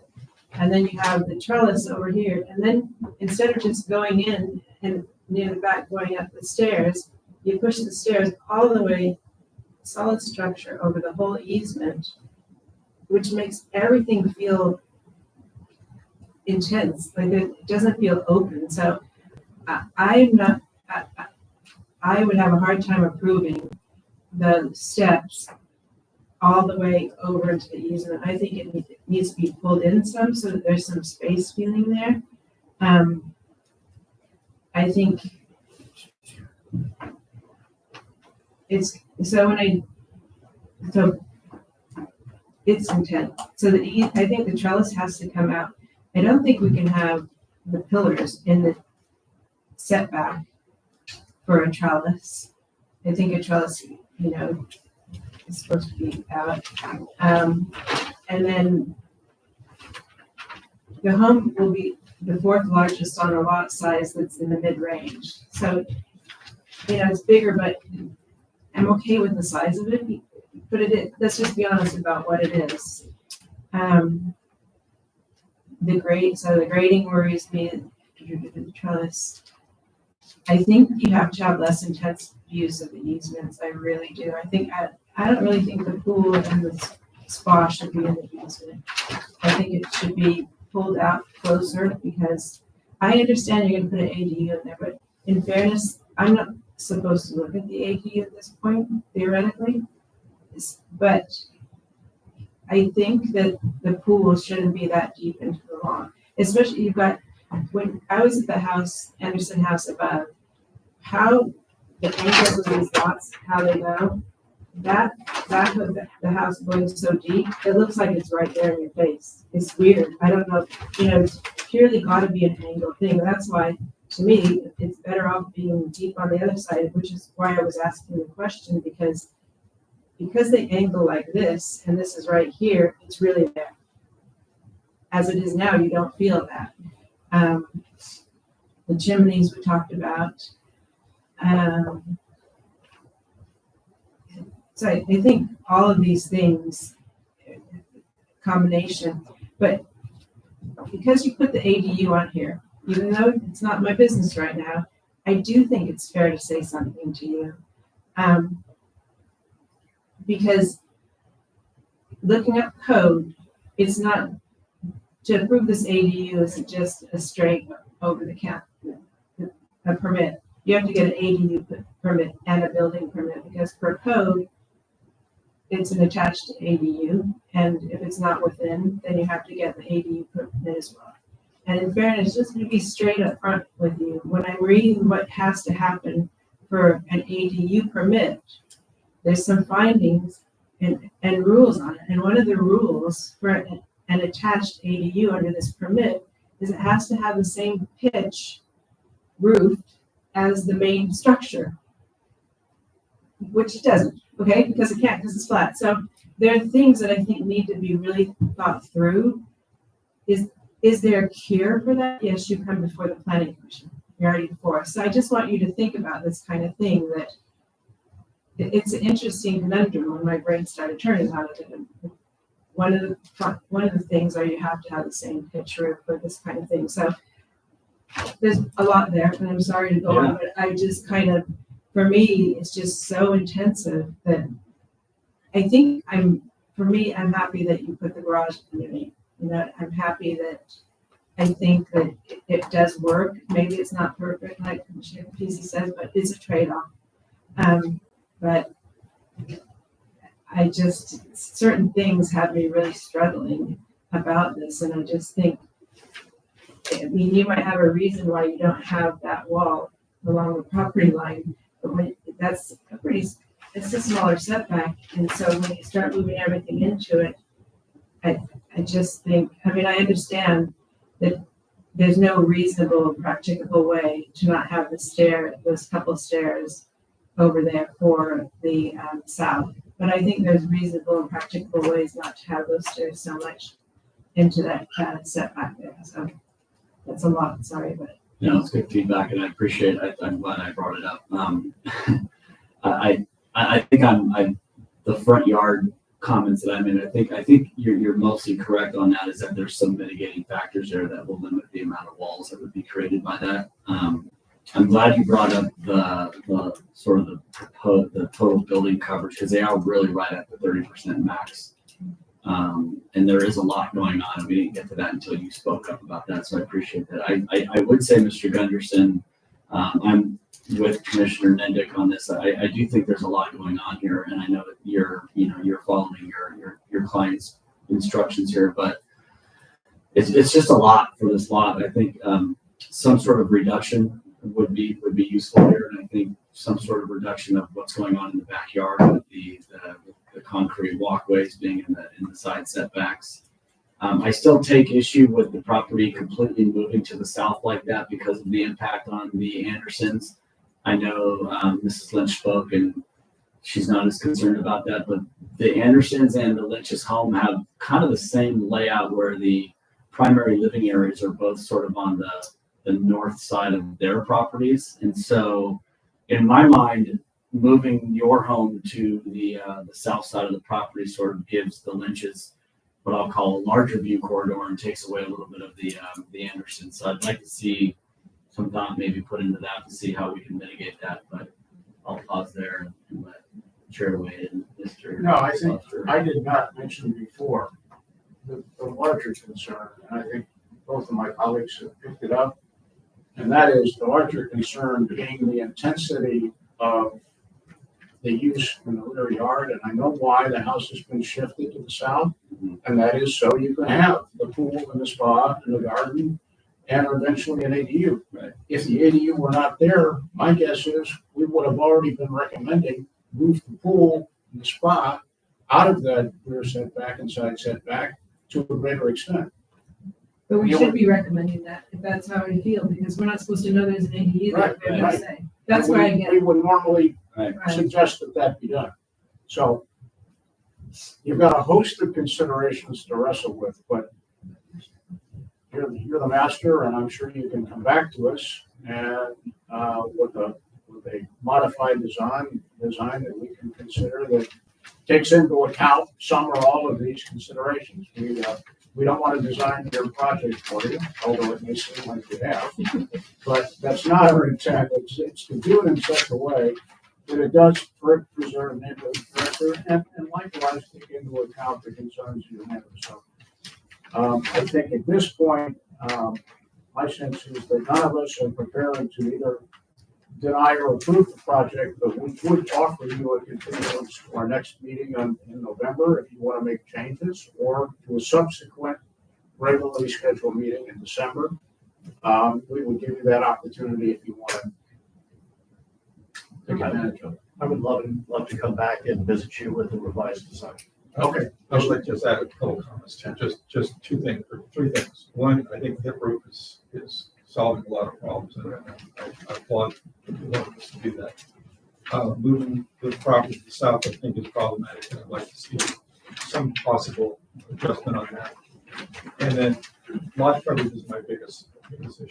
There's just too much going on. Yeah, we have to well address.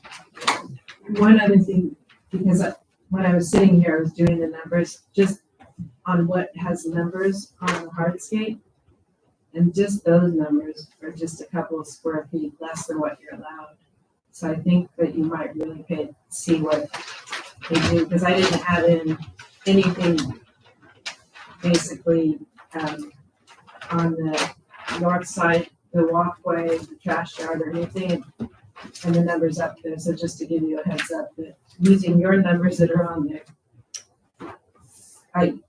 If I may respond, I'm looking at the slide of the conceptual or the hardscape calculation plan, and I'm seeing coloration on the stairs, on the entry porch. I'm seeing all of the elements that we discussed being represented as counted. Okay. Well, No, fair enough, but there's no numbers on any of the ones that are to the north, just so you know. Thanks. and you may be convinced, help us understand the I appreciate calculation. it. I'm doing my best. Okay, And I will appreciate that. continue to do so. Okay, and I would then. Oh, Commissioner, I just want to make sure. So if we continue to the November meeting, plans would need to be in the staff or revised plans by October 31st. Okay, and I would move that the matter be continued to November 18th, is it? 19. 19th, I'll second it. favor? Aye. Opposed? Motion carries. And Mr. Gunderson, if you can please change the sign to reflect the continued meeting. I'm sorry. Oh, The sign that's on the property to the continued meeting of November 19th. sure, I would be happy to do that. Thank you. Okay, we will move to our final item, which is a discussion item about joint city council planning commission meetings plural. And, let's talk about the first one first, that we started, just so everyone knows, that we did proceed with the recommendation that there be a meeting between the planning commission and the city council to discuss the items that we have developed over the last couple of months, to try to get some clarification. So I did meet with, the mayor about this, and she asked me to put together a document that outlined what the issues were, and, give some background on each one. I think I came up with 8 issues, which I'd be glad to share. Cheryl's got it, she can share with the full commission, I think, the way we communicate correctly with everybody. Anyways, I did send that to, Mayor Murdoch. She had some discussion with Kelly and with Karen, sorry, and with Victoria.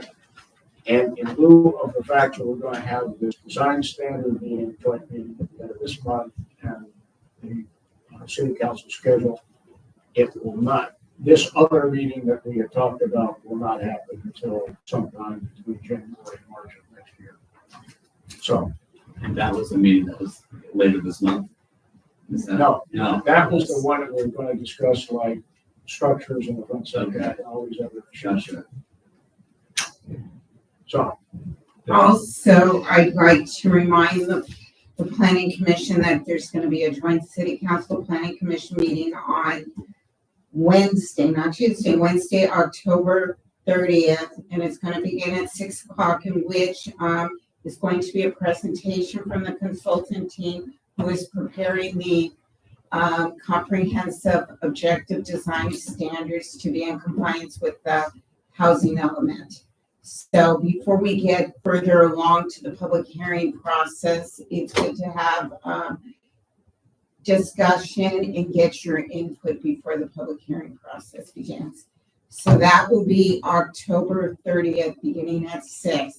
Also, I wanted to kind of poll the planning commission regarding December planning commission meeting is December 17th. Is there anyone right now on the planning commission that can think about that they will not be able to attend? I won't be able to attend. December the 17th, I can be here. You can? Or I can. Can? I'm a yes.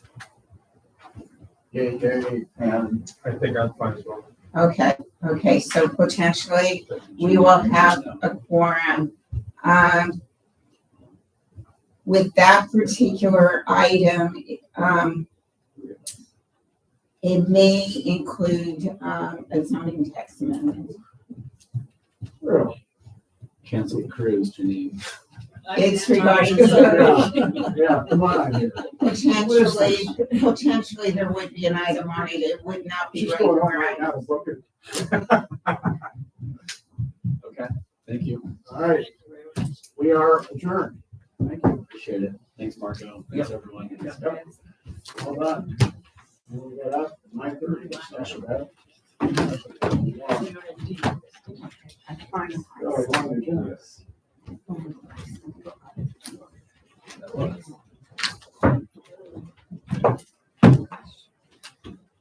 Hey, everyone. All right. Hey, Robert. Yeah. So where are you going now? Really? Wow. Are you taking the cruise from Argentina or are you? Wow, that's really cool. Have you done it? I haven't. I went to Argentina last year. But we didn't have time to do that. You have a baby coming, your life is over. Yeah. There's no travel. Your toast, your life as you know it. Yeah, there's no more travel. Back Yeah. in 17 years. You got a new boss. Yeah, I know. No, you don't. But you will find out. Yeah. You just have to get the passports for your kids right away. Right. Then you. All right, here. Even if you don't get to, just Speaker card. Okay. Yeah. sounds silly, and it's done ahead of time, so you don't have to. Yeah, she's got two phones. Yeah, because does his wife know? That's the question. Yeah, I was gonna say, is your wife on that? That's early. You have to keep your work and your private. I used to do it. I had the same thing. I decided, I'm not commingling the No. office device, Well, that's why especially for legal stuff, if you get subpoenaed, Oh, right. I don't even have the city. it'd be nasty. Either way, if you come in December, I'll check with Dropbox and we won't have quorum because I'm taking him to him. Is going to be because that's for sure. Well, I think the three of us said yes, so I can just double check again. Yeah, I will. Bob's going on Expedia right now when he gets home. That's what he said. Oh, we still. What if there's a spare room on your cruise? No, but our place is open in Cabo. Perfect, that works. Just. So Cheryl, do the speaker cards. Oh, yeah, right here, my speaker All card. the plans I no longer need. I know, you leave your plants there, I throw them away. A weekend stay there for. Good night, folks. All right, see you next time. Bye. What's that? We're in the process.